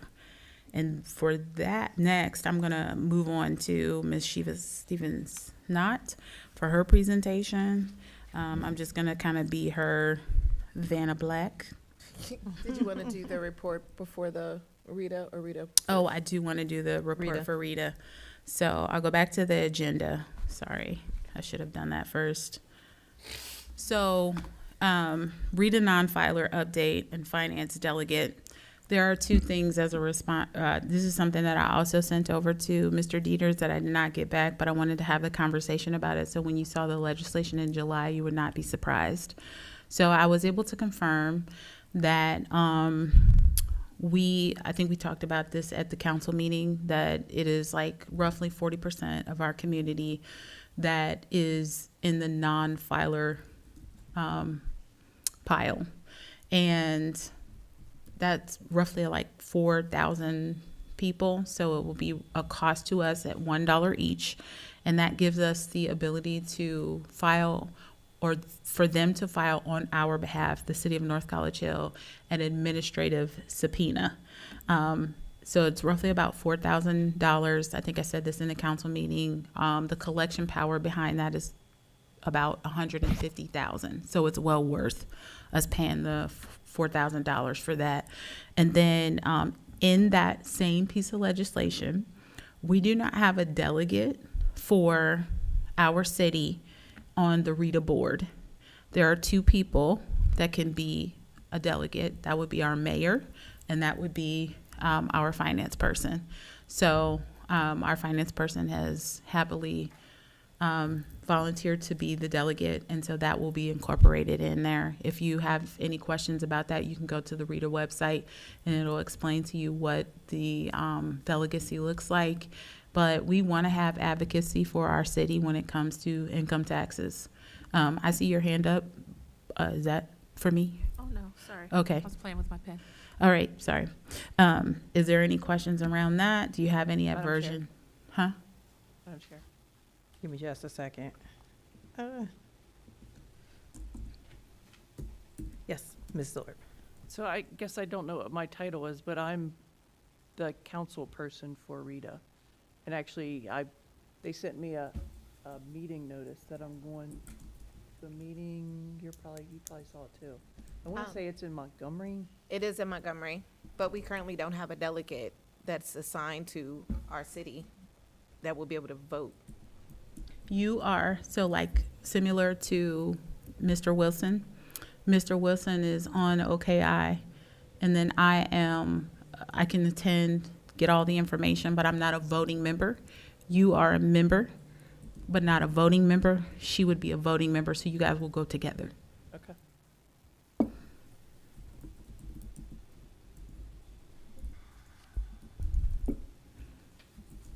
All right. Any questions on that? So you guys won't be surprised when you still, that covers 3 pieces of legislation. One has 2 things in it. One is independently the fire and EMS. The other is the streets. And then the other is the Rita non-filer, and we're gonna put the delegate information on there as well. And then we will move on to the monthly report presented by Ms. Stevens. Let me just say the time is flowing correctly. Let's Look go. at God.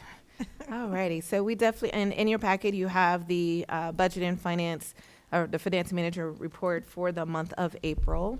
It includes the bank statement for the month of April for our general fund, as well as the bank statement for our relief fund. The 7th page of that is a bank reconciliation. So it's showing you what our books look like and what our bank statement looks like. And lo and behold, they match. Ms. Knott, you'll have to tell me when to Which go. slide? The first part? Yeah, so where we at? Oh, go. Up. Next page. Next slide. That's the bank statement. Next slide. Next slide. Next slide. Just a second. I don't Okay. see it in the packet, but it is in you guys' email. What's not in the packet?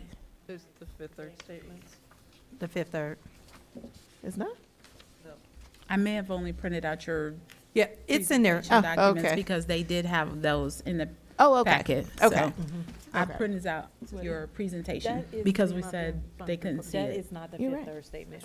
Look at your council email. The 5th, 3rd statements were attached to the agenda email. You're welcome. Because there was a statement last time that it was too little. That's me. So this is what is in you guys' email up there. And then there's the reconciliation. Any questions about that? Am I on the right page? Next slide. Right page. Okay. Okay. I'll let that simmer for a second. Thoughts? What'd you say? Any questions about that part? Okay. No. The next part of your packet is I learned through some classes on the state auditor's website and also at the encouragement of Ms. Zorb is the fund balances. And so what you will see in your email probably is the detail, but I did provide a visual of expenses versus revenues. Those are the pretty pictures. I don't know what happened up there. That's a pretty picture. Yeah. That's not the picture That I'm it? trying to present. That ain't the visual. Really.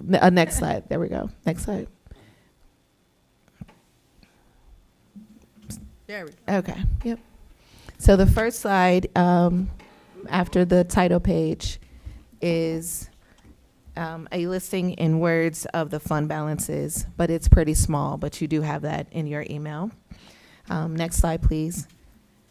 The next 3 slides are going to show you, the first one is receipts, so dollars that came in and on a pie chart, and that's based on our funds. And this should be, and then the next slide are the expenses for the month of April, also on a pie chart. I thought that this was very valuable information because it helps us to understand that sometimes on a monthly basis, our expenses are greater than the dollars that are coming in during that month. And then the final slide is what's called the month-to-date unexpended balances by fund. And that means based on our budget in that fund, how many dollars are still left for the year that have not been expended. And that concludes my report. So I just want to give you guys a second to review all of the documents that you have so that if you have any questions, we're probably about 10 minutes ahead of where we need to be. So if you have any questions for myself or Ms. Stevens-Knott, you can ask the questions. I think if you... Did you need to finish, or did you? Oh, okay. Go ahead, Ms. Zort. So, Ms. Stevens-Knott, God bless you. Thank you for this. This Yep. is what I've been asking. Yes, thank you, thank you. So, and this is why I wanted to see it. So help me understand the city center fund, because I think that I says- love that one. So, I think we're in the negative. I love that too. So I did my research, and that number has been hanging out on that fund for almost 7 to 10 years. So what it would suggest is that there was a thought that there was going to be some grant dollars or some money coming in that would eventually bring that line item into wholeness, and it has yet to appear. And so we will make a decision at the end of this year what we will do, or going into 2026, what we will do with that line item. Whether we will continue to carry it at that number or move away from that.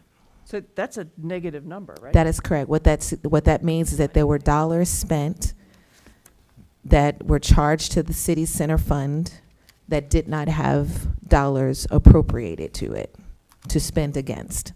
But it is a number that has carried over for many, many years. That has not been a recent, that has not even in the last 3 years. Wow. Good. Thank you. You're very welcome. Madam Chair, sorry. Who was first?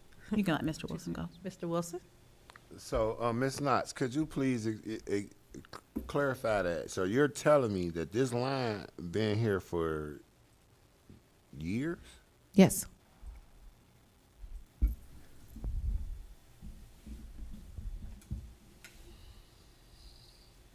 Ms. Stevens-Knott, Mm-hmm. correct me if I'm wrong. The previous council, previous administration, whoever created this line item probably created it with the expectation that, like you said, the grant money would be deposited into their account. And that's why we have that line item. That is correct. Thank you. Because you cannot create a fund on your own. Mm-hmm. You have to get approval from the county and the state in order to add a fund. So I can't just be in the back and say, hey, I like this number, let's create a fund. I can't do that. That has to be approved by the county. So Madam Chair. Madam Chair, I think Ms. Dukestein was next before. there's also another explanation, and we're still digging into it. There's that magical thing that where you take money out of one space and you brought it in to another. I can assure you that we didn't spend money in that magnitude in the history of our city, and then no one accounted for it out of a general fund. Our books would have been off to Correct. that amount. So to say like grant money was never received, we're not sure. It may not just have been received in that line item, because that's that general balance where some are expense lines and some are revenue lines. Right. And so it may have been offset by another revenue line, but because it wasn't dealt with in the end of the year, or it wasn't removed or, resolved, it's just carried over. And so as she's digging, she's finding those, and I'm saying we need to get to the bottom of why that's there. Yeah. So So it's probably was created with the expectation that we would move forward with a city fund, but we just haven't. Yeah. I don't pretend to know the mind of the past. Yeah, Because there's only that was so an much assumption. That yeah. was not a fact. That Yeah. was an assumption. But anyone else have any other questions? Madam Chair. Mr. Wilson, go ahead. So that line item being there, Ms. Knotts, does it have any real effect on us as a whole? No, it doesn't have any.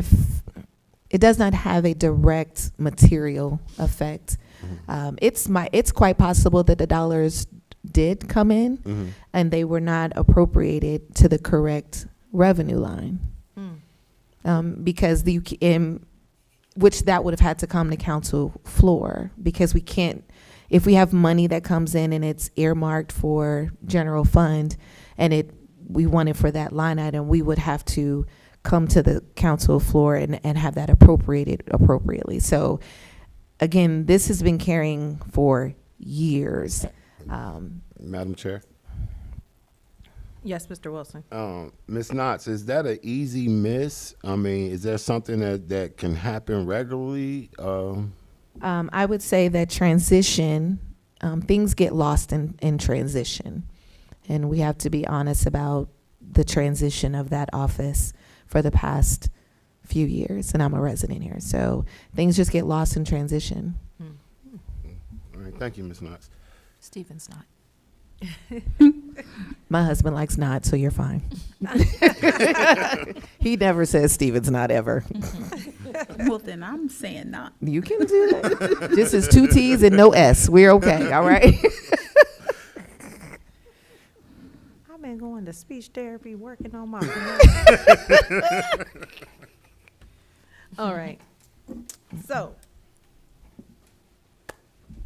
all minds are clear on this? Excellent job. One thing I would like to just add, Ms. Stevens and I went back and forth about fund balances, but that's included in your packets. I'm definitely not trying to fight on it. It's just sometimes when you have the information, it causes answer or questions that are. There's going to be a constant difference between the amount of money that we have in the account. So like when you guys get the opportunity to digest that, and you can email your questions to Ms. Stevens and I, just make sure I'm copied on them. And you'll see like there's a balance difference between the software and the actual account in the amount of $26,000. You don't have to look for it. It's there. The account has $26,000 more in it than the software. But the explanation of that has been on rolling for years. We are a cash operating city. And I used to think that system was broken when I was sat in the budget and finance seat. But Ms. Stevens Knott found out that all of the state of Ohio, we are a that's how we operate in the state of Ohio. It's not just North College Hill. That's what is standard practice. And when you have that, you have checks that have gone out, but they're not yet cashed. But we know in the software that they have gone out, so we've accounted for them there. But the person who received the check hasn't taken it to the bank, and those funds have not transferred. So that's where my fund balance issue has been, just trying to explain all of those. Are we going to be able to pinpoint what checks have not been cashed? No, that is an extremely daunting task. But at least you know why they are different so that you can have an expectation that they be different. The software is going to be our most accurate tool to know exactly where we're at, and it is of benefit that we have slightly more in our account than we do in our software, because then we know the process is working correctly, that people just have outstanding checks. And that, $26,000 for our operating budget per month is not a lot of money. Ms. Dustin, Yes. I would like to add just a little bit more context. It's not just outstanding checks, but it's also our pension. So our pension gets recorded the month that they pay it, but it doesn't get paid until the month after. So April, everyone, OPERS, OPNF, everybody pays that and we charge it, and our match is charged in the month of April, but the money doesn't leave the account until May. So it's always a timing thing. So, but that's a good number. That's one. That's a good. It number. is a very good number. I cannot tell you how. I mean, I don't know if you guys are seeing the wins here, but I cannot tell you how long it's been since our books have been so accurate. Yes. It is a huge win. We've been working really hard to get here. You So. are. And thank you, Ms. Knott, for bringing so much clarity and understanding to our meetings. I truly appreciate that very much. So, I know Mr. Wilson, Ms. Zorb, you guys already spoke. Ms. Gaston, Ms. Underwood, do you guys have anything? Nope. You good? Ms. Zorb? Ms. Gaston? You smiling. I like to see smiles. This is the first time I get smiles at budget and finance. So committee meetings. we have a little bit of time that I want to say this before we go into our 1,500 building. So two things, CDBG, I've been keeping abreast of that. When I first came, the month of December, I applied for an economic economic impact grant. So I'm going to just tell you a little funny story about it. When I applied, I should say we, because Ms. Anderson helped me to apply. She did the financial pieces and I did all the other pieces of the grant. So we applied for $2 million. And so I heard back from the lady today, actually, and she said, North Collegeville really knows how to ask for some pie in the sky type of resources. And so we were not awarded the $2 million. However, she applauded that we were willing to get out there and ask and put ourselves out there for our need. But this particular grant, I had only been in here a short while and I didn't have the parameters. And so I just asked for what I thought we needed. And it was more of a gap grant. And it also had some parameters that I was unclear about. But with that, so sometimes with these Hamilton County grants, when you apply for one, you have like subsequent ones that they submit your application for. So you apply for those as well. They ask those questions and you can choose up front if you just want to apply for the one or do you want to apply for ones that it kind of stands as a multiple application for more than one grant. And we did do that. And so we did not get awarded the economic impact grant because I also applied for it and it was for municipal buildings and that was not a part of the inclusion in that particular grant. However, we did get awarded $100,000. And so as we come into more A win is a win. understanding, a win is a win. So she sent over the paperwork. To be honest, I was super busy today. I have not even had an opportunity to open that to see everything that we need to do.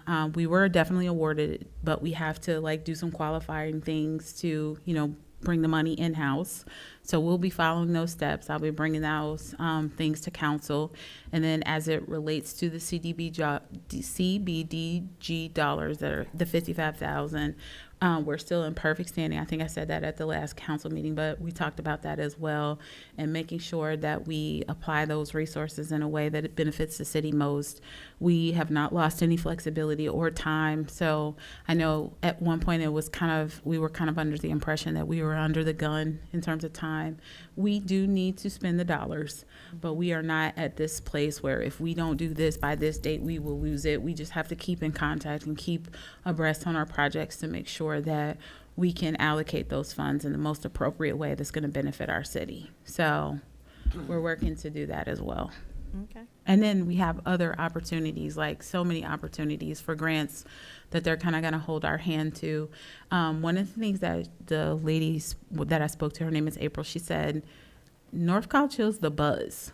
And I was super proud of that because I don't know, we've got a lot of things out there that are negative, but this is a positive space where people are like, hey, this is a perfect opportunity for us to bring dollars in. And so for a funder to say, we are the buzz, that's really good information. So I just wanted to share that before we move on to 1,500. Madam Chair, Yes, Ms. Gaston. I just wanted to ask a clarifying question. So the 100,000, what type of grant was that again? I just missed it. It was rolled up into economic impact. Okay. Madam Chair. Yes, Mr. Wilson? So I just wanted to kind of give a little bit of clarity as far as what Ms. Dusting was just saying, because I too apply for grants myself, with my organization that I have. And when you apply for them grants, there are other grants that I qualify for that I might not have applied for, but because I applied for this particular grant, that them other grants are kind of put in there, and so they do ask you the question, would you like to apply for other grants that you may qualify for? And I'm believing that's what Ms. Dukestein and them did. So that's how that 100,000 got awarded to us, because I believe that we qualified for another portion of that grant area. Yep. Madam Chair. Oh, yes, Ms. Lord? So I know we don't have new business or old business on the agenda, but there were two items that I noticed that have not been, that were asked in a previous council meeting that I haven't heard answers from yet. If I could just get those real quick. I had asked for an answer about the $255,000 that was transferred out of the waste. It was transferred out of the waste, I forget what it's called, waste collection, I think is what it's called in the budget. Okay. It was already negative. I think that's what, I highlighted that, remember? It was already negative. I want to say It was already negative. it was already negative like 450,000, and then another 255 was transferred out. So it made it negative like 750,000. Yep. So I'm just trying to understand what that was about. So you do know. And So that was wait, before wait. you. Yeah. But hold. we did address it. That's part of the financial information. So she's not talking at us turn here, even Okay. though we don't have new and old. But Ms. Stevens not on the one fund balance sheet. When I highlighted that one, I think we were coming back to those numbers. Hold on, I have to bring up my big screen because I can't see this little number either. So hold on, just we do have to realize the number one thing is the fact that that particular fund balance will always be negative because we pay for our waste collection up front. So we pay the bill, and then they collect it and send them from the constituents and send the money. So it's always behind. Now that is the biggest thing. And then I think the other thing was that there had been an entry that was an entry in error, and it was correcting where monies were falling.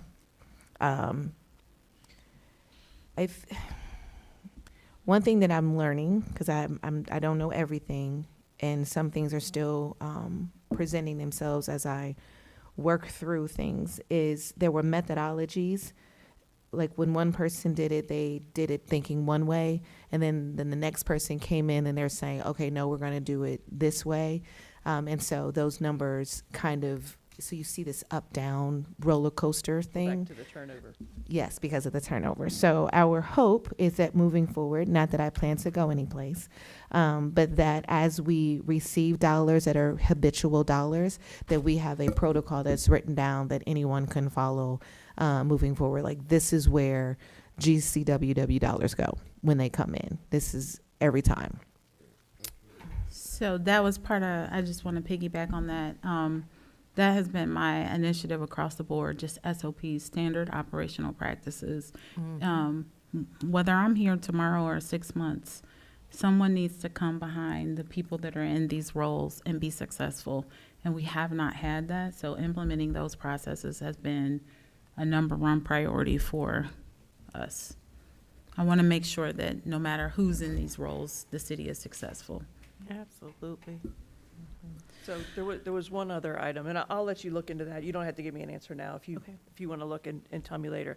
The other thing, I thought I had heard that the Ohio checkbook was being up to date, but I keep looking at the website, and I still, the latest thing I see in there is from 2021 still. Did that?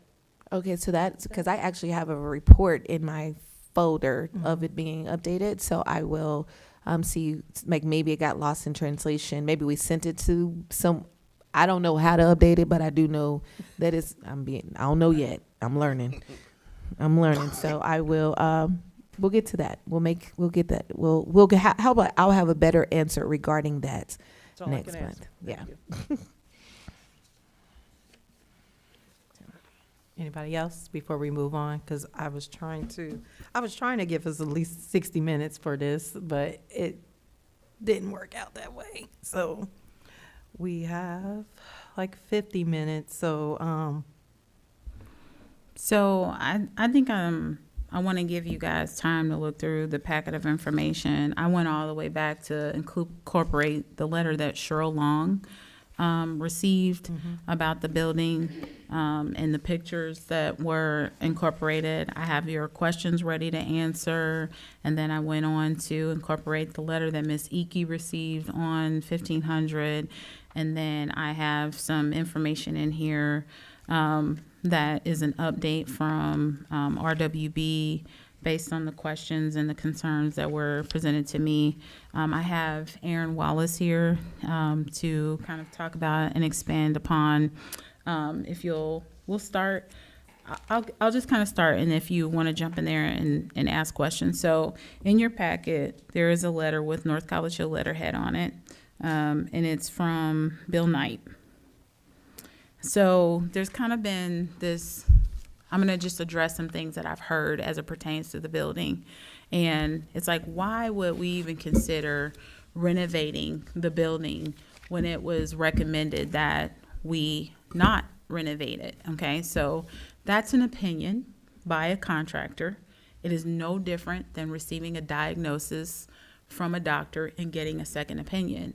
The pathway of how you rectify that will be predicated upon which contractor you have the most trust in going forward.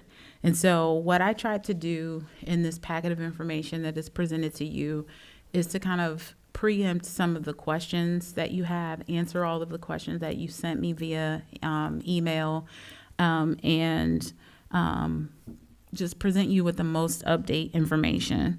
So I had Bill Knight and his company go in and inspect the building. And you can see the letter says, Ms. Dean, at your request, I have reviewed the reports from Burgess and Nightbull and RWB, and an older report from XPAX dated September 2016, and it appears that all reports are consistent that the existing building located at 1500 West Galbraith is structurally sound. So this is from our building instructor. This is what he's paid to do. He has a certification that says he has to deliver the accurate information to our city. So I think it would be the right thing to leverage his expertise. He also had his boss come in and look along with him. And Aaron is here if you have any questions about that inspection or what you think you may or may not want to know. but structurally we're sound. So to put out there that it's a blighted structure to the point where the building is not salvageable, that just isn't factual information. I think the Burgess and Knightbull assessment, which is in your packets, and you can go a couple of pages back. It literally says Burgess and Knightbull. It's in color. It looks like this. Everybody got it?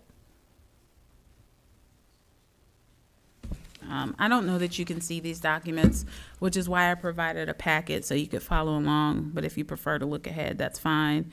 It says has completed a preliminary review of several critical items related to the City of North College Hill administrative offices located at 1500 West Galbraith Road to become more familiar with the facility, and our team was able to review previous provided environmental contaminant studies and spent time on site to review the conditions in person. And so the previous documents that they're referring to are the Cheryl Long documents from September 4th, 2016. And so you will see an attachment to that, and it says State of Ohio Registered Structural Engineering, State of Ohio Commercial Building Inspector. So those are the things that we assessed again. Is the structure sound enough to deal with the asbestos, to deal with the mold? I know that it has been a long time since we got some of these assessments, but fortunately for us, the structure is still sound. And so, in terms of, is it feasible for us to invest the resources to rehabilitate the building or stabilize the building? Yes. Now, I'm using the words rehabilitate and stabilize interchangeably, but what I mean by rehabilitate is just that, stabilization. So that takes us over to, and I'll stop here just for a second. This is the other document. It's the next document in your packet. It looks like this.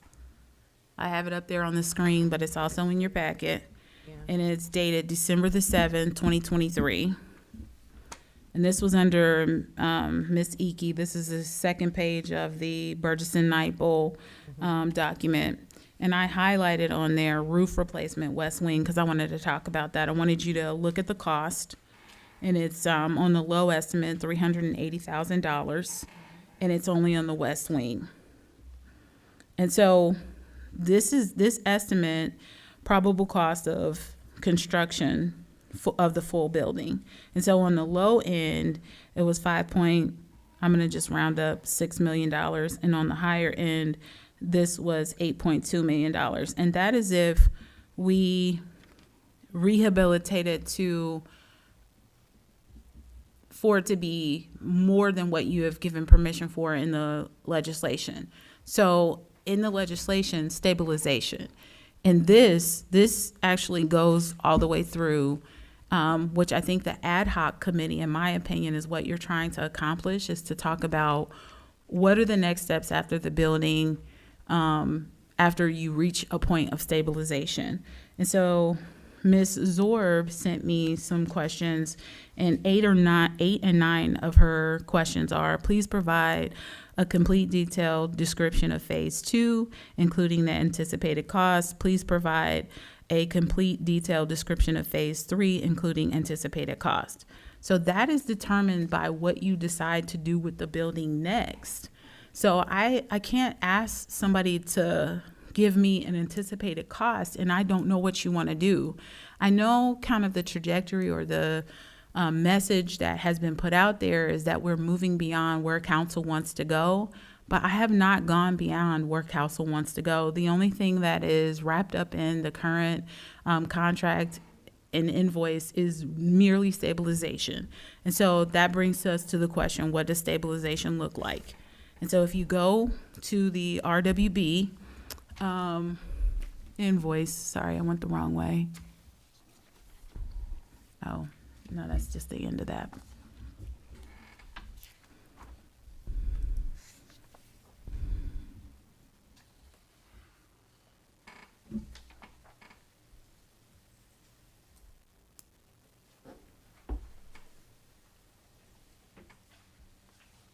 And so you have, this is dated June 6th, which was last Friday. I've been talking on and out. It says, please accept our enclosed proposal for hazardous material abatement, mold remediation, and stabilization work as outlined to bring the North College Hill administrative offices to that of a white box state for future build out. So that future build out is language that says, this is what you can do with the building once you stabilize it. We're not building anything or increasing any of the things past the stabilization. And it says to serve city administrative personnel workspace needs. So the only thing that we were evacuated from the building because of the environmental climate in the building. And in order to fix the environmental climate, we would have to stabilize the building. That would include the roof. And so I'm going to go back over to the Burgess and Nibel one where it has the highlighted page here. I'm holding it up so you guys can see what I'm referring to. Mm-hmm. And you go over to the, it's the RWB kind of quote here. And then the AIA, which is of construction contract. And so before I go there, I just want to go down what that costs for $743,308 that's on the letter. It says hazardous material remediation, asbestos and mold. So the reason why I want to point that out is because in one of Ms. Zorb's questions, she said she didn't see that the mold was outlined in it. And I want to make sure that we are, I think it was question,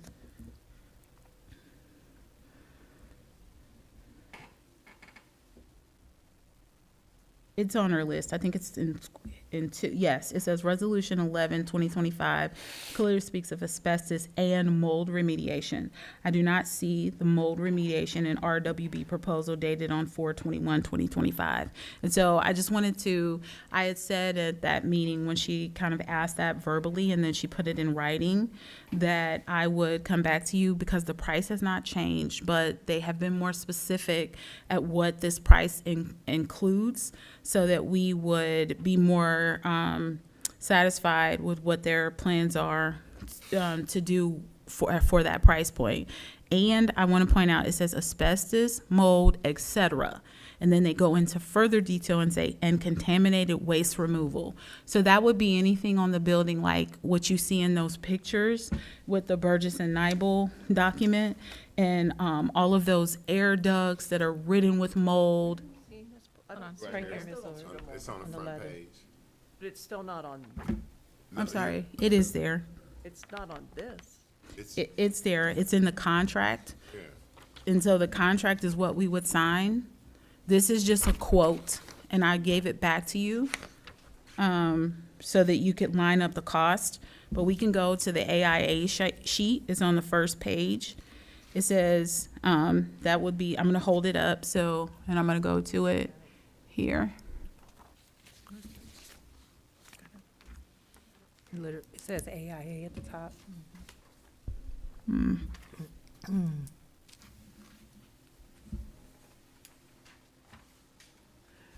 we are. Before we skip Ms. Dukestein over, were you finished with your thought process for the latter portion of it when you were? No, I'm going to come back to it. You should, okay. So this is the AIA contract. So I'm not sure if you're aware, but when you're doing construction, AIA is a contract. So the contract version that they're using is AIA 101 2017. It's a legally binding thing that has to, by item, if you go all the way down to like past page 1 and 2, it specifically spells out like codes and everything that they would have to follow. This legally binds them to being able to perform the work that we're asking them to do. This is as expansive, as detailed as you can get. Article 5, payments, progress. I mean, everything in there. And you can review that at your own pace, but I'll take you back up to what is itemized in this actual contract, and it's a draft. I had them put draft on it. because as we need to, if there are changes that need to be added to this to satisfy stabilizing the building, we can go back and do that. So, it says here, after it gives our address, it says includes new repair work to White Box State. And so even if you just Google White Box State, that's literally construction talk for stabilization. It's not anything further than that. If the council so desires to go forward, they will go forward with the ad hoc committee to decipher what further plans will be had with the building.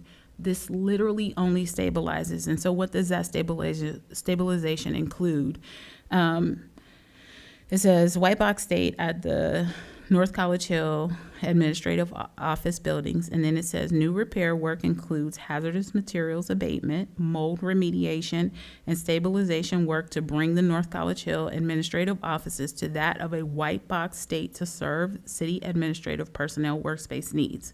Then it has a semicolon, and it says hazardous materials, remediation, asbestos, mold, etc., and contaminant waste removal.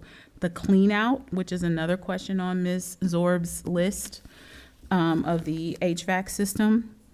And so the roof repair and replacement, the interior gymnasium where essential for remediation and stabilization.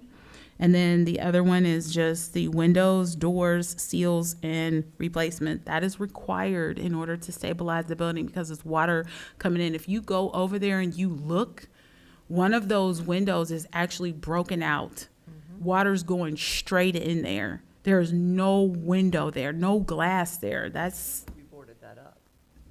well, that's on the DAV side. On the other side, you know, those long, slender windows that look like a rectangle. If you look at the top, it's like the second or third one over. It's no one could, you'd have to put a ladder up there or come down from the roof to get in there, but it is completely broken out. And all of those, so I came over there with them when they brought their team. They brought an engineer. This is from an engineer that gave us this statement. She's willing to come and talk to you all. Bill Knight has a certification behind he's merited by certification by the state of Ohio. He can't look at these documents and feed us false information. He'd be held liable for that. So I just wanted to say, in some of the voices or concerns out there is the accredited information. And then I'll go through some of the statements that Ms. Zorb, and then I'll jump over to Ms. Gaston's questions. And it says, post-remediation prior to any inhabitants occupying the building, will RWB provide results comprehensive asbestos inspection of 1500 West Galbraith from a certified asbestos hazard evaluation specialist equivalent to the existing report of Burgess and Nibel? So yes, they will. Actually, RWB is number 3 in the country for asbestos abatement. Yep. Number 3, they're higher than Burgess and Nibel. It says, why is the asbestos abatement estimate from RWB 50K from a certified asbestos remediation firm? It is only 20K. So in terms of Burgess and Nibel, I mean, I can't tell you why their pricing is what they are, but I can tell you their ranking and their respect with the state of Ohio is higher than Burgess and Nibel in this particular area, asbestos removal. And when they went in, they assessed that it was, the exposure was roughly $50,000 worth of work. But where we're paying more here, we're paying less in other places because the Burgess and Nibel quote is extremely higher than this one. And it's in your packet. The lowest amount was like $5.6 million. But that did include further development of the building. But if you only isolate out just the remediation, they're still coming up much more than RWB. And it says a clearance of this building, including a certificate of occupancy. Yes, all of that will be had. And so just in, like, again, the spirit of just what's coming up. It's cleaning out the ducts. If that's not enough, they will come back to us. When they assess the HVAC system, it was still properly running. When they had electricians, plumbers, engineers, they were everywhere, all over, the roofers, I mean, all throughout that building, evaluating every single crevice and space when I was there with them. I didn't stay the entire time, but they spent 3 or 4 hours assessing this building, going through it with a fine-tooth comb, trying to understand just how damaged it was and what would be the steps to stabilizing it. And so their assessment was the HVAC system could be cleaned out. They went back in there in April of last year, and then they went back in there at the beginning of this year. And their assessment was still the same. And so sometimes cold temperatures keeps mold at bay. Anywho, I'm not saying that it isn't worse, because it is. I'm saying that thus far, their evaluation, and we have an accredited, licensed, state of Ohio verified inspector going behind, looking at all these documents and saying the same thing. So we have to ask ourselves, what's the best pathway forward? Based on the legislation, you're asking me to stabilize the building. And if this is legislatively where we're at, this would be our pathway. So I'm going to keep going with the question so I don't miss anything. It says resolution 11. Okay, I already read that one. That one's about the HVAC system. How will this mold be remediated? This is listed in the contract is what my answer is to that. I don't know exactly what they'll do to clean out the mold, but that is their intention, to get in there and go through the crevices of that and scrub it out. Yes, they will do an environmental. We cannot walk back in that building now that it has been determined that we had to evaluate the building without doing an environmental study that says that it is healthy, not even in terms of the asbestos exposure and the mold exposure. That building will have to sit vacant and allow that HVAC system to run before we can get clearance. Even walking back in there. Trust me, if we walk back in there, I'm walking back in there. I'm not walking back in there exposure to asbestos or mold. I don't want either of those on my lungs. So,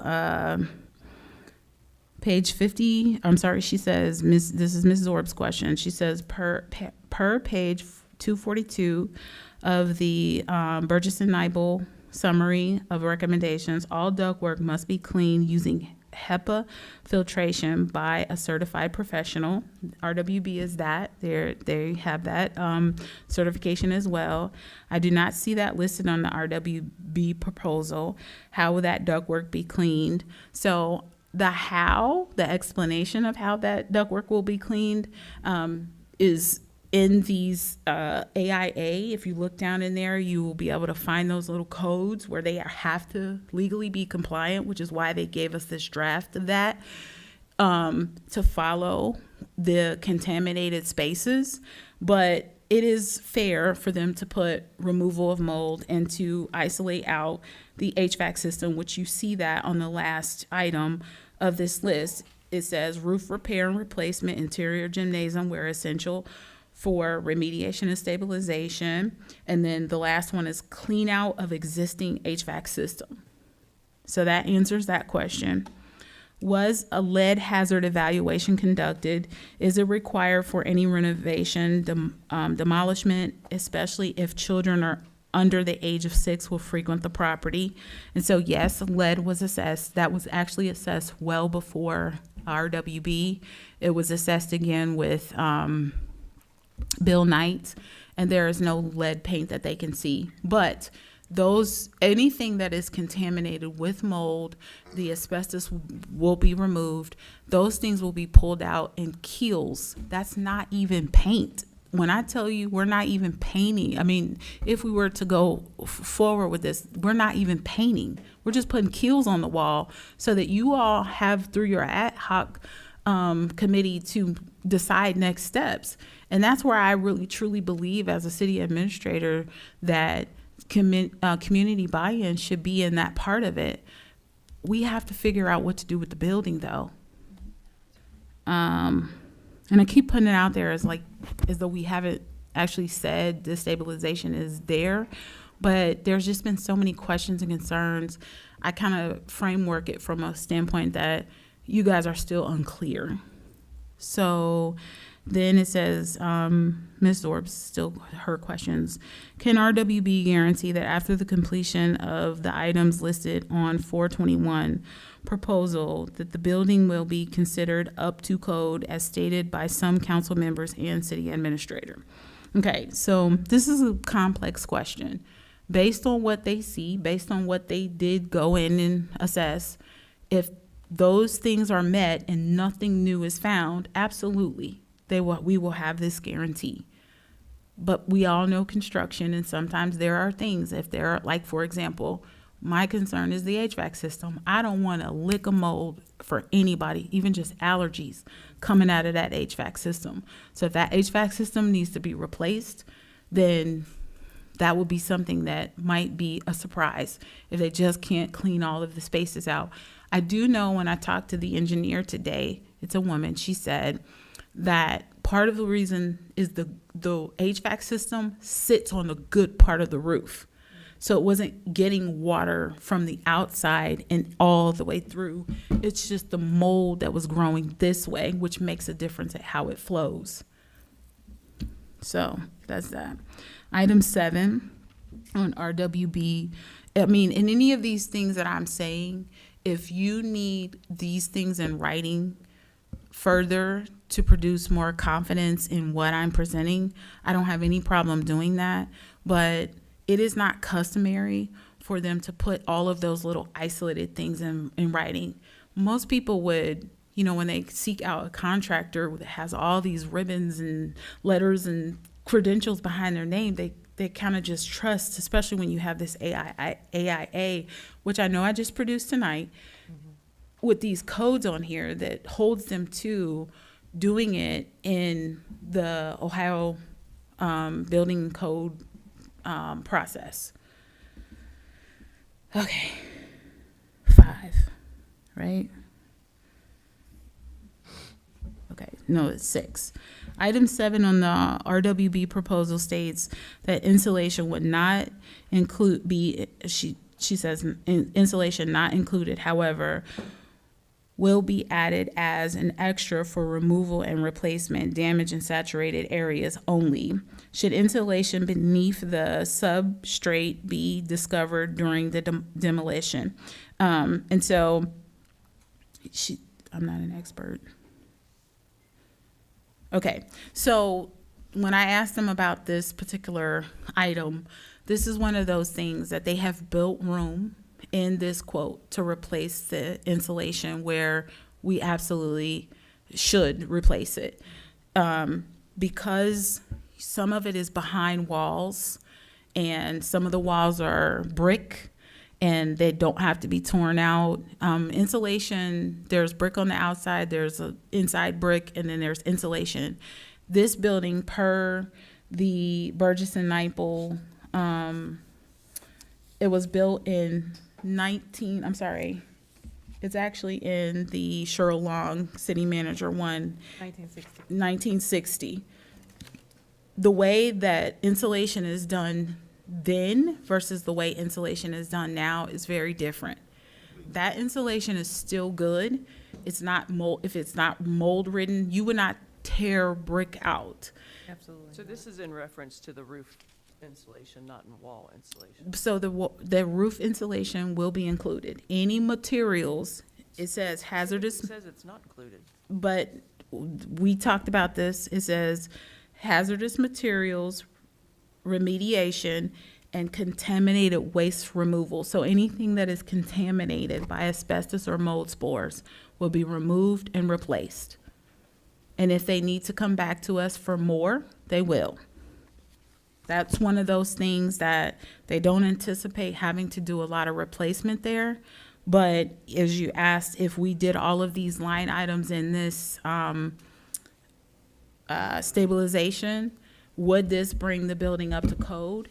That's one of those things where we won't know more about it until we actually get into the sticks and weeds and start pulling some of that stuff out.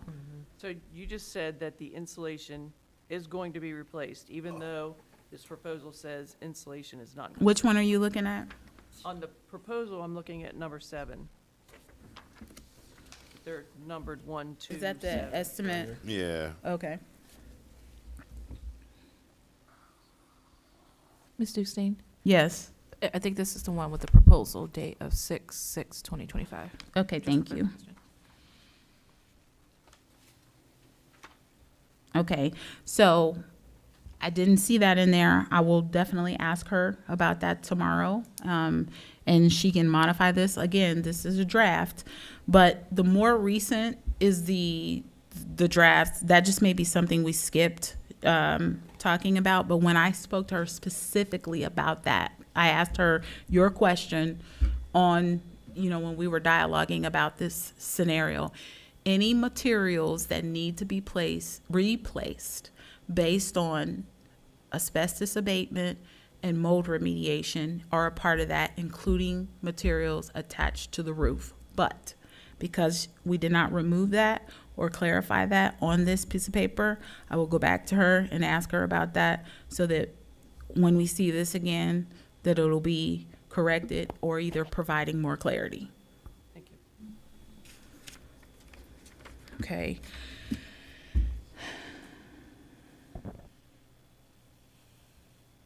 How is the city able to avoid sealed bidding process for a situation that has been ongoing since 2017, probably earlier, and clearly not an emergency situation, clearly over the $75,000 threshold? So there's a couple of answers to that question. So I have said this so many times, and I'm not saying that to say I'm trying to beat a dead horse. I'm saying that to say I'm trying to elaborate for clarity's sake. When I came in 2024, December, there was ARPA funds that needed to be used. But the building actually is in an emergent state. We have to, in an emergency, tear this building down or fix it. It is in an emergency state. So that's one kind of thing in this question that exists that is answered. The second thing is that the ARPA funds are from 22, 23, 24, and we don't have ARPA funds in 25. So we're in 25.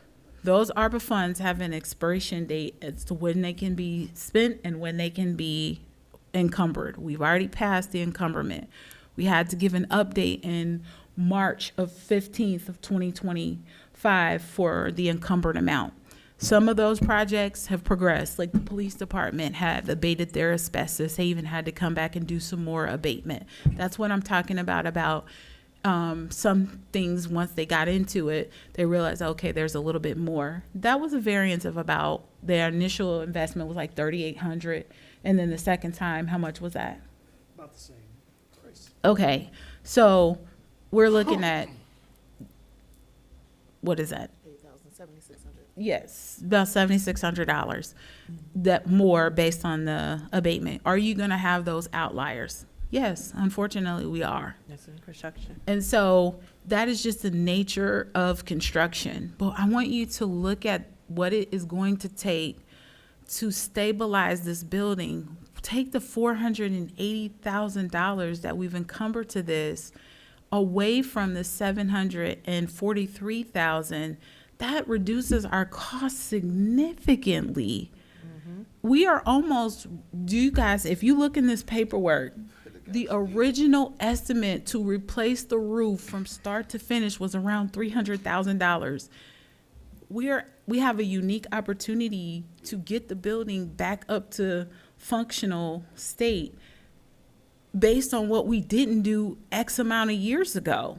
And part of, I don't want to judge why the decisions were made in the past to only repair half the roof, but that is a part of what has contributed to the state of the building today. If we are only out of pocket coming out roughly $300,000 from years ago to now to make this building good. Even if we sell it, we got this building for free.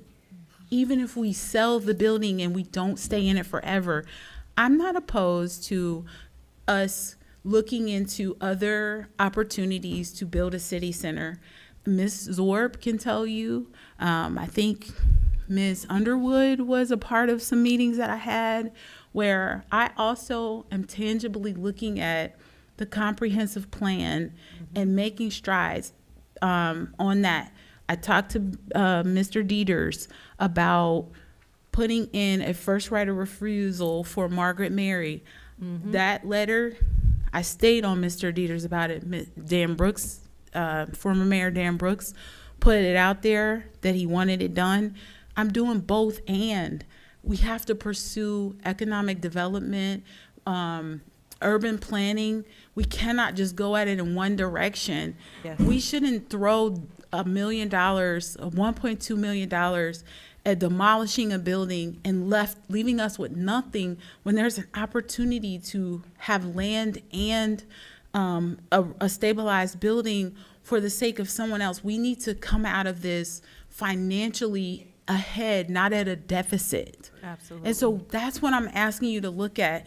If the citizens are not comfortable with moving forward, then it's our job as council people to be good financial stewards, to help them see what's going to make way for us to have an increase later. That is your responsibility. It's not just so. And then I wanted to point out that this is why I put this in there. Cheryl Long, Jennifer Eakey, Arias Dukes-Dean, somewhere in there was Ron Mosby. A letter for him too. Look how long we've been carrying this problem. We have the opportunity to fix it for $300,000. If we sold that, brought that building stable and sold it, we are coming out better. I understand the citizens may not want that, but it's not that I want to ignore that, but okay, so you're just gonna throw the money away and we're gonna walk away with a bill? So the other part of that I want to bring to your attention is that our public works department's building is an appendage of that building. If we tear that building down, we are displacing public works. We don't, as it stands, we have no contingency plan to store their equipment. That is a street sweeper. That is a source of income for us. That is snow removal trucks, salt disbursement trucks. Their building is completely separate. I mean, But it's the- not plumbing. But their plumbing I understand, and their but you're water. saying there's no place for the street sweeper. Hold That on, building hold is- on, everybody, because we're speaking out of turn. Yes, it Zorb, would.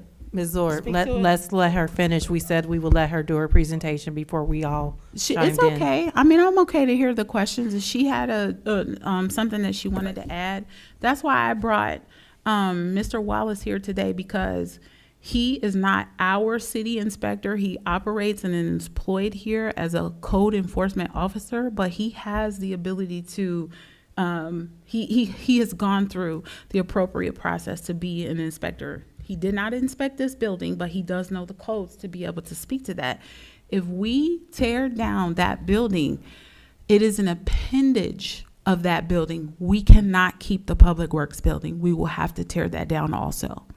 We cannot keep it. We can't keep that as a Ms. Zorb. storage facility. Ms. Zorb, You cannot house. oh, you guys, you can't speak out of turn because it will create everyone to it. And I'm really, really trying to make sure we don't go over too much.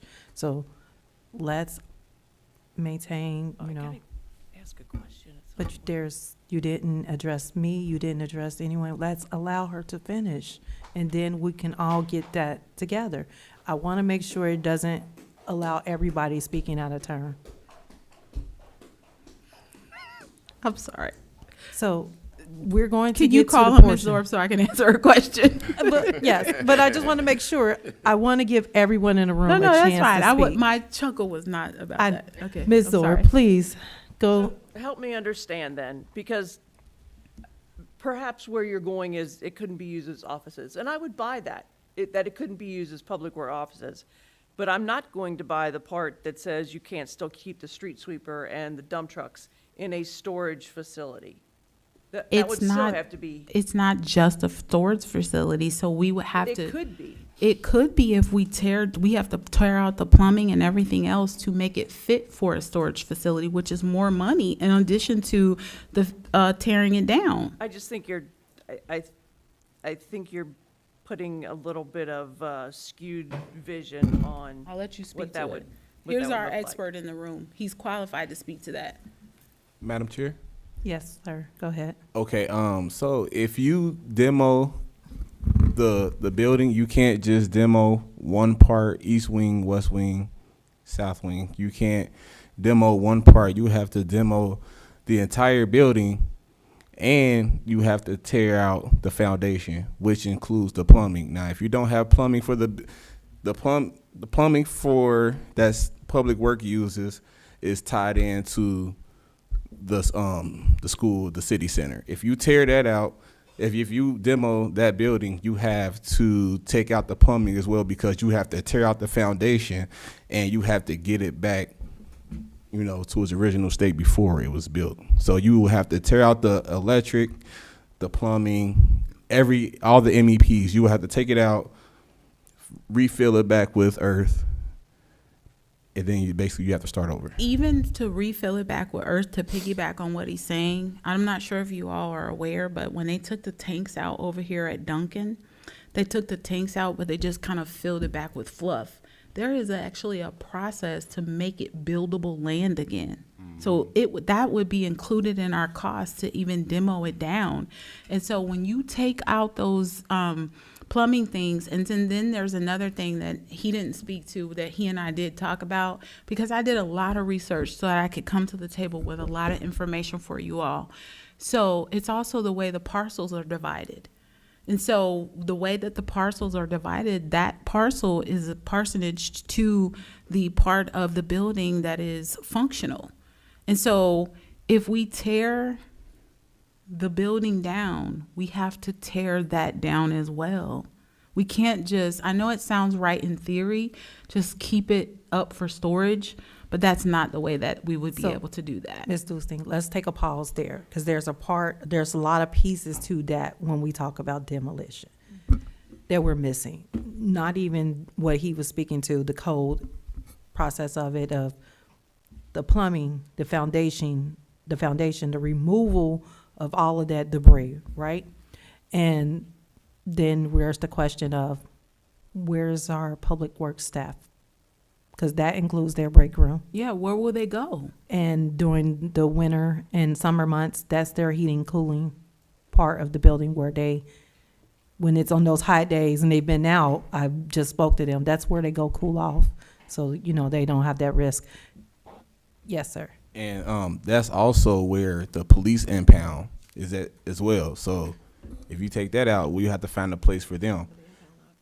And also, in addition to if you tear it down in its current state right now, you will have to take the remains of the building to a special landfill just for the asbestos. And that's A greater cost. Yes. So being good stewards of our finance, Asbestos first? what'd you say? I thought you had to remediate the asbestos first, so that. No, special- I'm sorry.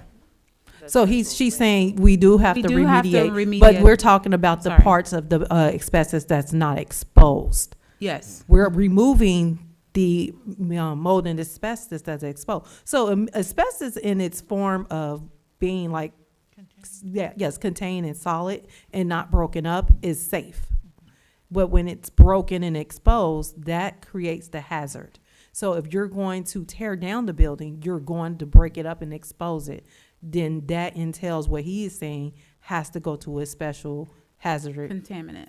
Yes. Another build on that. Can I delve into what you just said, though, please? But I was trying to make a point. Let me finish my thought process, and then you can ask that question.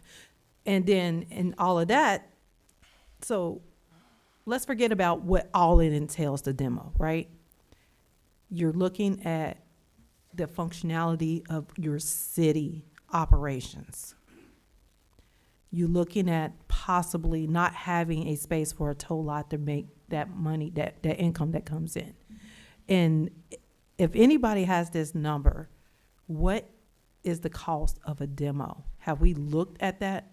It's more than the, Yes, we have. yeah, we have.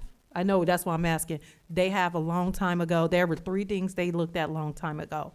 Rebuild, demo and rebuild. There were 3 different that's been looked at over and over since 2018.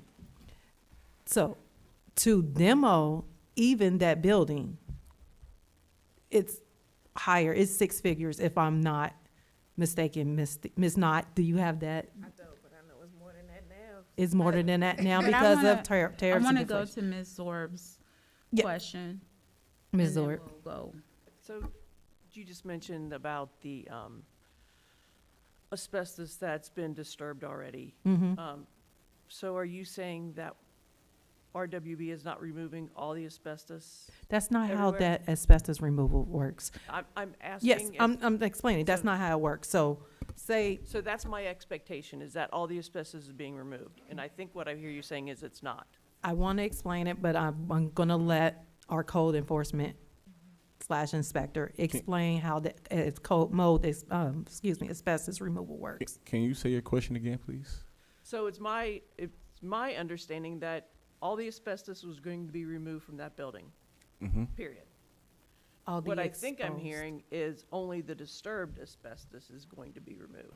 No, ma'am. Okay, so if we are looking to stabilize the building, yes, the asbestos will be removed and the mold. Yes, if the building is stabilized.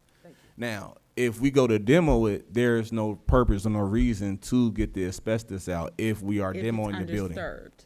Yeah. Now, when the building gets demoed, it's gonna be disturbed. Now we have to find a place to put. I mean, Rumpke has somewhere, but Rumpke has they have an area to where they do where you can place asbestos removal, but is at a higher price. And if you have a big building like that, it's gonna cost more. So the other thing is, you focus on only the asbestos removal, mold, growing in most materials. Those are all. If you hear it says contaminated waste removal, that's the mold remediation. That's not just asbestos abatement. It says asbestos, mold, etc., and then it says and contaminated waste removal. So even some of the moldy materials have to be disposed of in a proper way. Yes. And so when you start removing that, so some of the materials have to be, you ever seen those dump trucks where they pile all of the materials in and they take it away? Now they have to be taken to a special contaminant space, which makes our demolition costs go up. When you go in and you remediate and you remove, that presents as different costs. It's just the industry and how they choose to charge. When you demo, it costs more. When you remediate and keep the structure up, it doesn't cost as much. But we will be removing all of the asbestos in the building.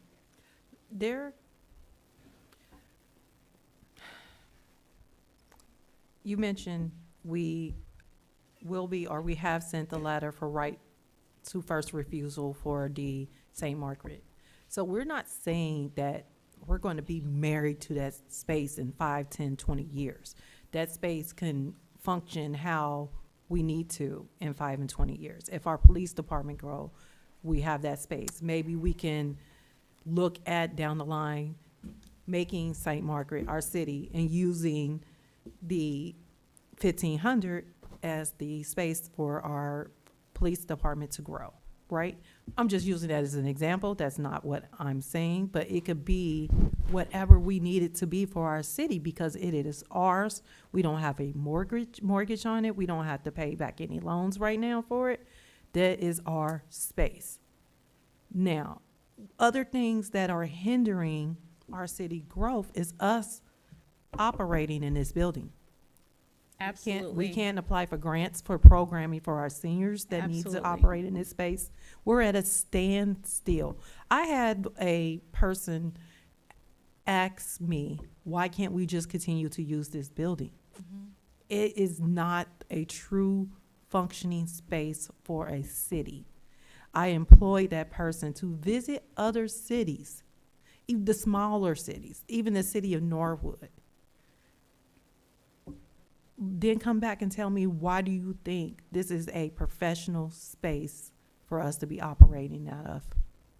Madam Chair, Yes, Ms. Stokes. I would like to expound on that. There are senior programs, senior grants.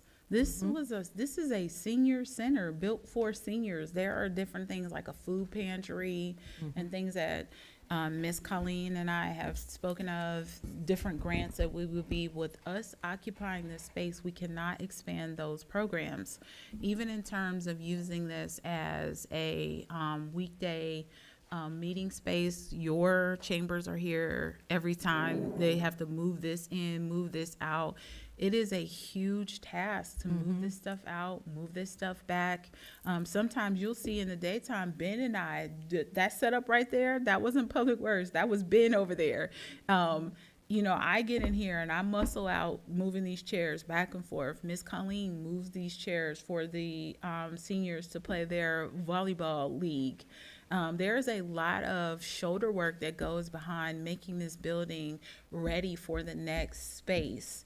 Will we always have some kind of preparation? Yes, but we will be able to increase the functionality of this building, which increases our income so that some of that labor isn't on some of us.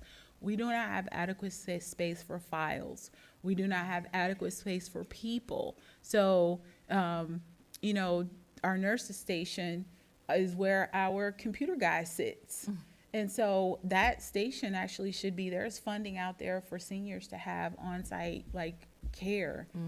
We can't do that because we have to have a space for our computer person to sit. So there's just so many things, that opportunities that can be opened up for this building if we were not occupying it. This was never meant to be a permanent space for council or for administration, but it has become that because now that we're here, you guys think we're here and we're comfortable, it's suitable. I can tell you that this isn't the most comfortable space. I'm not complaining because I'm grateful to have a space, considering that we were kicked out of our building. However, we do need to come back together. When I'm talking to Shiva, I mean, it's like I mean, just in proxy, you know, we're going back and forth trying to make it work. You guys are not in those day-to-day environments experiencing what we're experiencing to make this building work for us. So you don't, yes. Madam Chair. Yes, even the privacy of HR, the secure documents of HR. We've tried a million times to recompose the building in a way that it would be better suit us. And the bottom line is, it just isn't a big enough feasible space for us. And then not to impede, like Miss Colleen, I applaud her for moving the chairs and stuff. She will be out here moving the chairs. She will remind me that she is a senior citizen running the senior program. Yes, but she and Ben will be out here moving this stuff to accommodate for the different spaces and the different activities throughout the week. So I mean, that's another thing that is imperative to consider when you're asking this. So that was the end of Ms. Zorb's questions. Ms. Gaston gave me permission to move to her questions and to skip over some ones. Was prepared to respond to those, Ms. Gaston. I can put them in an email as opposed to discussing them here. And then I'll be really quick, as fast as I can on this. And so it says, she said 5, is RWB going to do the dome for Public Works Department over the salt? It was stated that it was a requirement also by law, adding a fire hydrant behind the 1500 building was needed. So the fire hydrant is absolutely needed. The dome is not a necessity, but it is an upgrade that we should look into. No, the RWB has not been slated to do that work. The only work that they have been slated is the PO amount for the $480,000, and that is to stabilize the building. That is a cost towards stabilizing the building. As I said before, it is still true. If you want to move that money to the splash pad, let's do it. If that's what you want. You want a splash pad over a city building? That's fine. We still have that flexibility to do that. There were a list of projects that money can do, and that's one of them. You can look at those and go, you know, in those directions if you want to. I tried to advocate for what the city needs, not what they want. She says, is RWB doing this as well? No. If so, how much? That question is contingent upon question 5 and 6. Why is there an open PO for the 1500 building but not required projects listed above? There are open POs for the projects listed above. The fire hydrant is a part of the work that we could do on there. And so the one thing I wasn't sure of, I really wasn't sure. So we could do the salt dome. We could do the splash pad. There are some other projects that could fall underneath that. What I was not sure, because of the JMA nature and like all of the plumbing, is the fire hydrant. I'm not sure if the fire hydrant is one of those that can fall underneath that. However, the new $100,000 that we just received is something that we can use with the fire hydrant or our generators. So, anywho, moving on. Encumbered funds, if we needed bids. Okay, so this has been a popular question. What Ms. Gasson is actually asking is, and I think I answered this before, why, and maybe I started, but I didn't complete what I said, what I was needing to say. And why did we not have to do a bid process for that? That's a fair question. I don't mind that. I'm not trying to do anything sneaky. It's the time. And that's when I kind of started down this road of what we had. I called ARPA. I called and said, hey, we have to have these funds encumbered. There was not enough time to enter into a formal bid process. So I am following the process that they told me to do in order to retain the resources in our city. That's why there wasn't. I will not be doing that outside of any other circumstance. I will follow protocol. I'm legally responsible to do that. This was a unique situation that I did not create. You all did not create. And then we're here and we had to figure out a way to retain the resources. Madam Chair? Yes. Okay. Oh, I'm sorry. I used to be Madam Chair. So, Go ahead, Ms. Gass. just for clarity, so if we decide to move forward with this and it is a clean slate, then would we go into the sealed bidding process for anything else that we want to do? Yes. For the building? Yes. Okay. So, for example, if we stabilize the building, we use that money for RWB, and then there was other things that you wanted to do, like in the ad hoc committee, not community. Yes, we will still go through this appropriate process. That is a unique situation for this particular project. It is not something that we will be able to continue doing or should even do. So, Yes, Ms. Zord. So, Ms. Dugstein, are you saying that the ARPA folks, the ARPA folks in the sky, are somehow had authority to say that the ORC sealed bidding process didn't need to be followed? because it's not taxpayers' dollars, it's grant money. And so I also called the state of Ohio, and under these ARPA funds, in order to encumber them, we would have to, and this is where your question, you had asked me about the management letter. I have not yet submitted a management letter, but I would. There are outliers at the state level where you would not have to go through that process, and that requires circumstances like this. This would be one of those that fit the profile of when I would have to submit a management letter explaining exactly why we took the process we did, because we had some limitations on the funds to fund the project. Madam Chair. Yes, Mr. Wilson. So I just want to make sure I get a clear understanding. So when you say ARPA funds, are you talking about, aren't these two separate funding, like CBG funds, ARPA funds, aren't them two separate fundings? Yes. Okay, so when you say ARPA funds, what do you mean by ARPA funds? Comes from the federal government. It's the name of the grant. That particular grant? Or is it just the name of it? So there are two different grants. Yes. Both of them are grants. Okay. CDBG. That's correct. That's one space. Yes, ma'am. ARPA is another. Okay. And so the funds that we are able to use towards this building are the ARPA funds.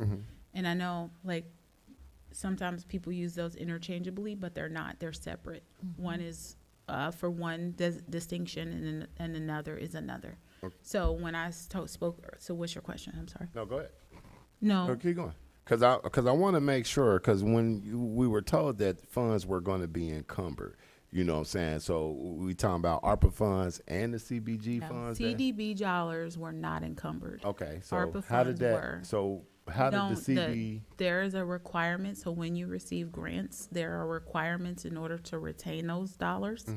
And in order to meet the requirements of ARPA, which was the grant funding that we were awarded these particular funds from, we had to encumber by a certain date.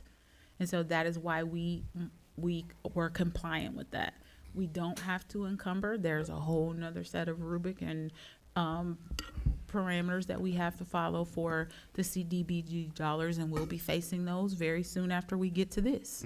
So they'll be like, boom, boom. This is just the statutes that we had to follow to keep this money. I see you pulling the mic. I don't know what that means. Okay, how much will it cost to clean? Add something to it whenever. Go ahead. No, go I'm ahead, sorry. Chief. Madam Chief. So, just as a perspective on this, you talked about us growing, and and we want to grow the police department, and we understand we have to do that. 2 agencies locally just built 2 new police departments within the last 5 years. I think 2 years ago, Sharonville completed theirs, maybe 3 years ago. Their brand new police department cost $7.5 million. Green Township just opened theirs, and theirs was $14.7 million. We don't have the funds in the city for anything like that just for the police department, let alone, you know, the Station 51 for Cincinnati, that fire station cost $5 million, and it's a 3-bay station. So if you talk about the low end of, okay, let's do what Sharonville did, and you do the low end of what Cincinnati did with this firehouse, that's $12 million just in your police and fire. How much more is it going to cost us to then add administrative building? And I would like to add to his comment, please, Madam Chair. Go ahead. Sorry. I would like to add to his comment that if you look at the size of this building, it is 3,200 square feet. If we tear this building down and try to rebuild something in place of it, even if we could have, we would not be able to scale the magnitude of the building that we already have, and it is in a savable space. And I know that this is just my 2 cents. I think citizens are exhausted with carrying it through all these years. They're like, tear that thing down. I'm sick of it. It's like some of them are and some of them are. Sometimes the best way to deal with the problems, I just want to get rid of it. I'm tired of it. And so I'm telling you all, this is an option of solve to the issue. Is it going to fix every single thing? Absolutely not. But I hope that this council group puts the ad hoc committee together and figures out a pathway forward best for the city that does not eliminate any other options. It only gives us a pathway to maybe sell or create more revenue for other options that may be available to us in the future. As it stands, St. Margaret Mary, they are not for sale. And I'm telling you, I pressed hard to get that first right of refusal up to the right spaces, not just to the location. I could have just been like, just put it over the location. I could say I did it. No, I pressed to get that in front of the Archdiocese, which is where it's going to get some attention and some consideration. They haven't responded back to us yet. So I'm going to skip. Ms. Gaston has 13 on here, and she says, why was the mold removal not mentioned on 421? It actually was included. It is probably very similar to this insulation thing, but when I talked to them, they identified it because they know we need that to move forward. So I'm going to skip to 14. How much will it cost to clean up the mold in the building? That is also built in here, so I'm gonna move on to 16. At this time, can we focus on the required remediation of the asbestos only and work towards a plan for the future of 1500 so that we can stay under the $445,000? So the amount that she's actually referring to is the ARPA funds, which is 480. I don't think that's wise, which is why I brought so much information. However, if y'all want to go to that, that's fine. I don't see the usefulness in investing $480,000 into a building to still have nothing when we can invest $300,000 more and have 3,200 square feet to do something else with. I would like RWB to provide the cost for demolition to the west side of the building and keeping the east side of the building only. We are not in a position to do that because of the way the parcels are split. I saw code enforcement look like he wanted to say something. He was saying we can't do it anyway. So first I had to, Correct, which I was didn't addressed. even go as far as the, what it would do to the building. He probably knows that as he, knows that space, but I first needed to check with Hamilton County to see how the parcels were split. And so we would have to redefine the parcel, and then we'd have to deal with that code thing to see if that was even possible. And I know that was a thing that Mr. Mosby put out there in the past. Where's the last question? It was told that there were 3 quotes that exist when it pertains to 1500 building. Did all council receive the name qualified instruction companies that are equivalent to RWB, meaning true construction companies? So I resent them to Ms. Underwood. If I want me to resend them out to everyone, I can do that. I did not do that. Honestly, I probably got to that last question and was just, whatever. So I can send those out. There are actually 4 floating. Burgess and Nyepel is a part of that 4, but there were 3 others, so I can send those out. I'll do that as early as tomorrow.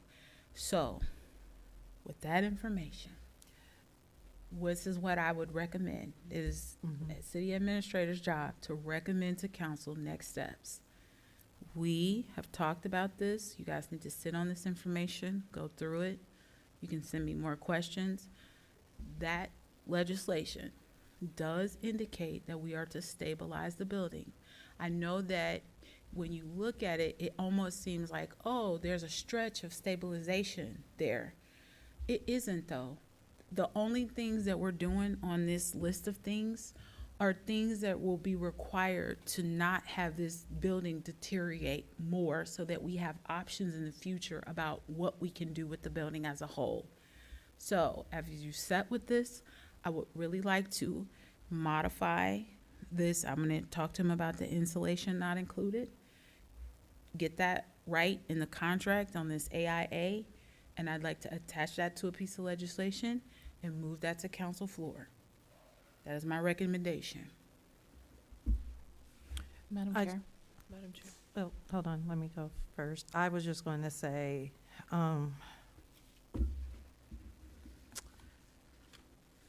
we're not discrediting the community with the usage of the building, but we need to at least get to the half a step to get to step 1 in order to plan either or 2 or 3. And with that also being said, shoot, I lost my train of thought.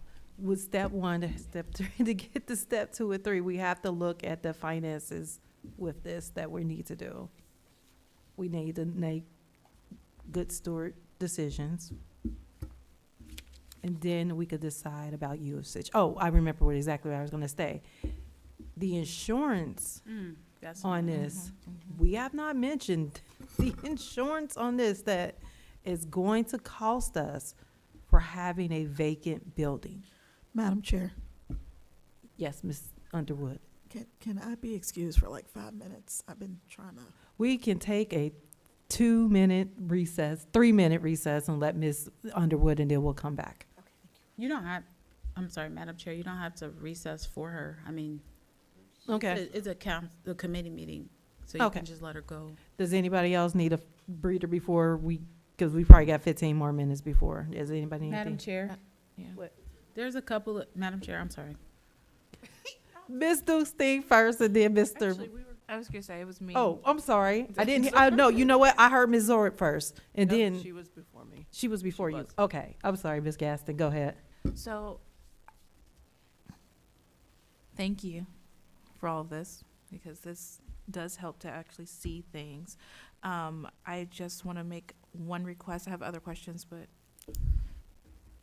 how much, if we got it to a blank slate, how much could we sell that building for? Just so that we have those numbers, so that if someone asks, we can say, we could sell this building for $3 million. Ms. Gaston? I would, the way I would probably respond to that, we sell the building. What do we do with Public Works? Where does our administration go Madam from Chair? there? Who said that? I did. Miss, you want to add to that? You have to get the bill stabilized to sell it. To even appraise it, you would have to get it stabilized. So But you I- have to make an investment before you can even talk about selling it. And then what's our next step after that? Just asking, because No, I was just, that's why, That's I just fair. wanted to That's a say it fair so it's out question. there, because I'm sure that's So what other there people was have another had that question- same. I'm sorry, is it my turn? I think, I'm so sorry. nope, I got have two my other people. question mark 4 in queue. Go ahead, Ms. Zorb. So, there's just a couple things that I want to point out. I'm looking at the letter from Mr. Knight. He even commented on the installation that's not included in there, and that there's probably extra cost with it. So I feel comfortable in my question on that. The other thing, I know you stated you've done a lot of homework. I true have done way more homework than I ever anticipated doing on this building. Me too. I also, there was a thread on Facebook that people were saying that the building was built at different stages, and it piqued a curiosity. And so I read even more documents, and what I found out, which is why I question Mr. Knight's document here, because really the east wing, which was 13,416 square foot, that was built in 1956. So clearly that's a self-sustaining building, the east wing. And then in 1961, 17,000 square foot was built of the west wing. So my point in saying that is clearly those could be separated buildings. No, No. they cannot. And or you give it, I'm all right, I wrote it down, so if you have more points, I can wait. Nope, that's all I got for now. Okay. I'm gonna let the engineer guy answer first. I'm sorry, Ms. Dukestein, because I figured he's the expert. He The is. plumbing throughout both buildings are connected. All the MEPs, which is the mechanical, electrical, and plumbing, are all connected. I don't deny that. If you but tear what I'm down- saying is, the west wing, if it was added on later, there has to be a way to take it back off. No, No, that's not unless quite how they- it works. So so when you build within a new year, you you bring the building up to code, and it's no longer built as a separate structure. It's like when you add on to a house, you can't just take that part of the house away. It's now a part of the whole house, which is why you have to get, what do they call those? Those things. Inspection, No, those license things that you permit. permits. Those permits that you get, because the permits tell Hamilton County, now this is a part of one structure. And so once you kind of put it together as one structure, you cannot separate it piece by piece like that. And so then, Ms. Gaston, I didn't see this in your question, but I remember you asking me this and saying this, and you were talking about possibly a levy to come up with the funds or whatever for the building. And so then I'd have to say to you, okay, we're going into economic, I don't know. We got a street renewal, a fire renewal, and a police renewal next year. And the only other levy that we have is a renewal after that. We do not know the landscape of what it's gonna look like in taxation. So What I would say with that is, it's a good idea. Another person from the police department, as Emily said that as well. What about a levy to, offset the cost? I think we need to make sure that we get stable our city. And if we wanted to consider that in terms of whatever next phases, or either we sold and whatever is next, to consider that once we get some other things stable, it would be healthy. And then to comment about she's right, you cannot, and to even get an appraisal in there, you would have to get some of those things fixed in order to assess a true cost of it. But I can tell you, it would be truly a multi-million-dollar building after that. So with low investment to fix some of the things that need to be fixed, high return. All right, I lost count. I went Gaston, Zorb, Wilson, or was Dukestein? I think you got us. explained it for me, so I'm cool. You're good. Ms. Dukestein, did you have anything else you wanted to clear I up? probably always do, but I'll wait. I've spoke a lot. Ms. Underwood, do you have any? No? Oh, Back just over. Thank you for sending me all of those documents, because I didn't have them all. Ms. Knott, do you have anything you want to add? As a citizen or as the finance manager? Well, if you're going to talk as a citizen, I'm going to ask you to go to the podium. I just think, well, this is completely opinion, but at some point in time, we have to move forward as good stewards. What was is was. We can't undo the past. Mm-hmm. Not only is our insurance going to go up on that building, our insurance is going up on our police. Our insurance is going. Everything is going up. That's because they keep wrecking the ambulances. That's actually not true. That's not That's actually not true. I to can clarify. Let me we know clarify. that is not. Let me their tell you, fault. our insurance agent let us know, and we were not unique, but most municipalities are underinsured as it relates to their fire and their police vehicles. And so because of the West Coast being on fire and the East Coast being underwater, all insurance companies are reevaluating to make sure that whoever they're insuring has enough to replace whatever gets destroyed. We were 42% underinsured. So there is coming a bigger bill. Madam President. That's definitely coming. But, so, but my the insurance point on a is, vacant building is right. And everything is continuing to go up. The building is not, we're not going to wake up one morning and the building is like, ta-da. Madam, So either we spend the money now mm-hmm. or we spend more money later. Ms. Dukestein. so she did remind me of a few things that I wanted to say.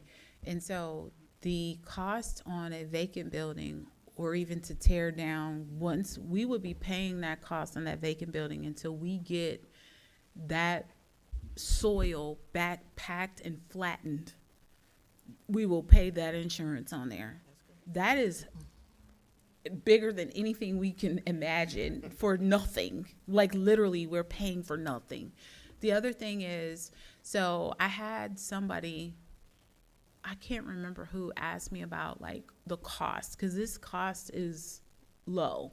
And so there's a couple of appendages to RWB, like they divested with a lumber company. Yeah. And so they have, with that came like good lumber that's in a storage that they are able to use. They have relationships that they've leveraged across Cincinnati, the tri-state, greater Cincinnati area, to get us this cost. If you compare this cost to what it would take, they have, I heard another contractor, this were their exact words, they have leveraged all of their assets to get the city this cost. That's a beautiful thing, actually. It's a compliment to what the work, the service that they want to do. And then there's the tariffs. That is, so I heard I'm just as guilty as the next. Sometimes I get out there and I do read the social media stuff. Sometimes I don't, but this time I did on the building stuff.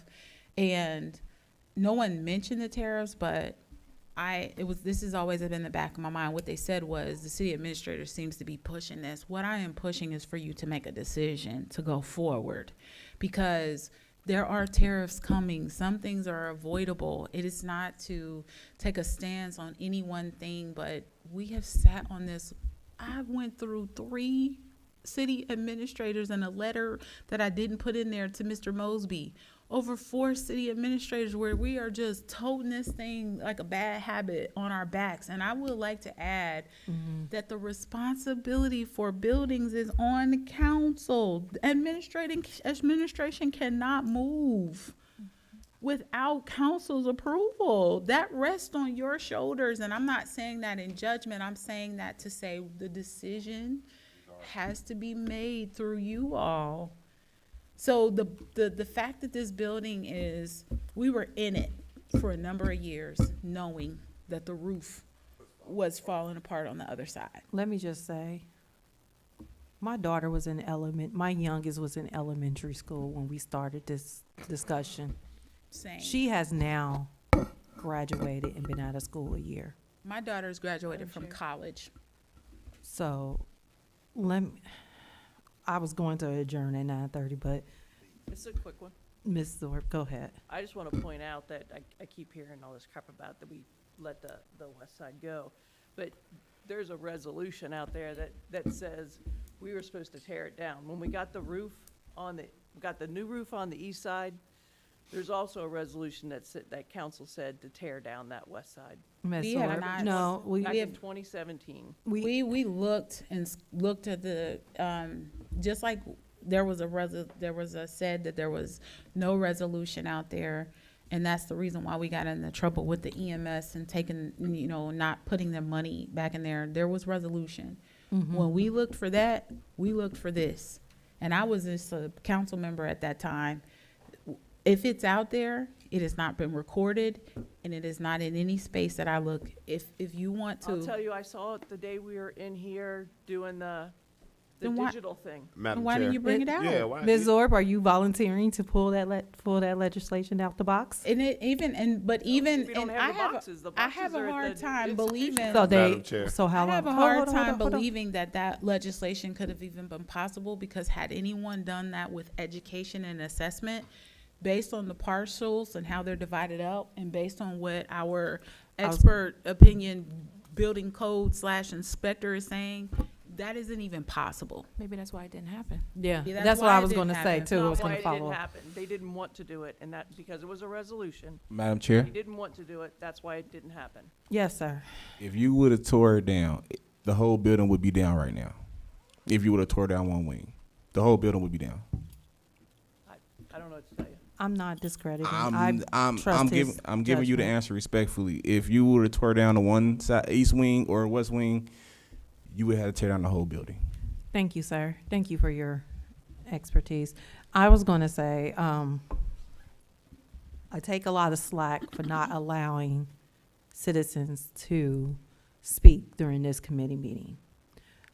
My job and only intention is not to silence anyone. I'm always telling people, email me, reach out to one of us. We work as a team. We'll get the answer. We'll get the information out there. But we will never get anything accomplished. Look how we're 30 minutes over. If we can't get through everything in this agenda and get all of the information out, then you would never have the answers. Madam Chair, Yes, Ms. Gaston. I want to piggyback off of what you're saying. So as everybody knows, I have walked and talked with many people who chose not to take the survey, people who just wanted to talk about things that I don't even know anything about. And so I hear a lot of questions, and I'm like, I'm going to remember that. So I personally just want to say to my peers that when questions come up, they're not always 100% coming from Brielle Gaston. And 9 times out of 10, I'm already talking to Arias. I just want it to be out there so that there's clarification. But it is very disrespectful when Ms. Dukestein is speaking and there's other chatter and someone's laughing or someone is smacking their lips, because that is not just disrespectful to me, it's disrespectful to the person who's watching, who's like, oh, I know Brielle's question's coming up. So I am just asking, out of respect for those who are listening in person and in TV land, that we don't interrupt each other and we don't speak out of term and we don't mimic or parrot things that people are saying. Does that make sense? Ms. Gaston, Thank you for I that. apologize. If I missed that, I would have addressed it. I tried to maintain decorum of this meeting. So if anyone felt slighted in any way and I didn't catch it, I apologize. That is never the intention. That's why I allow all the council who are invited, or to be invited in Budget and Finance to speak, observe, or even ask questions, so that we make sure we get the complete and factual information out. With that being said, Mr. Wilson did say something, but I want to adjourn, but if you got one more thing, Man, listen, I'm gonna send it to you in an email. I love you, my brother. I love you.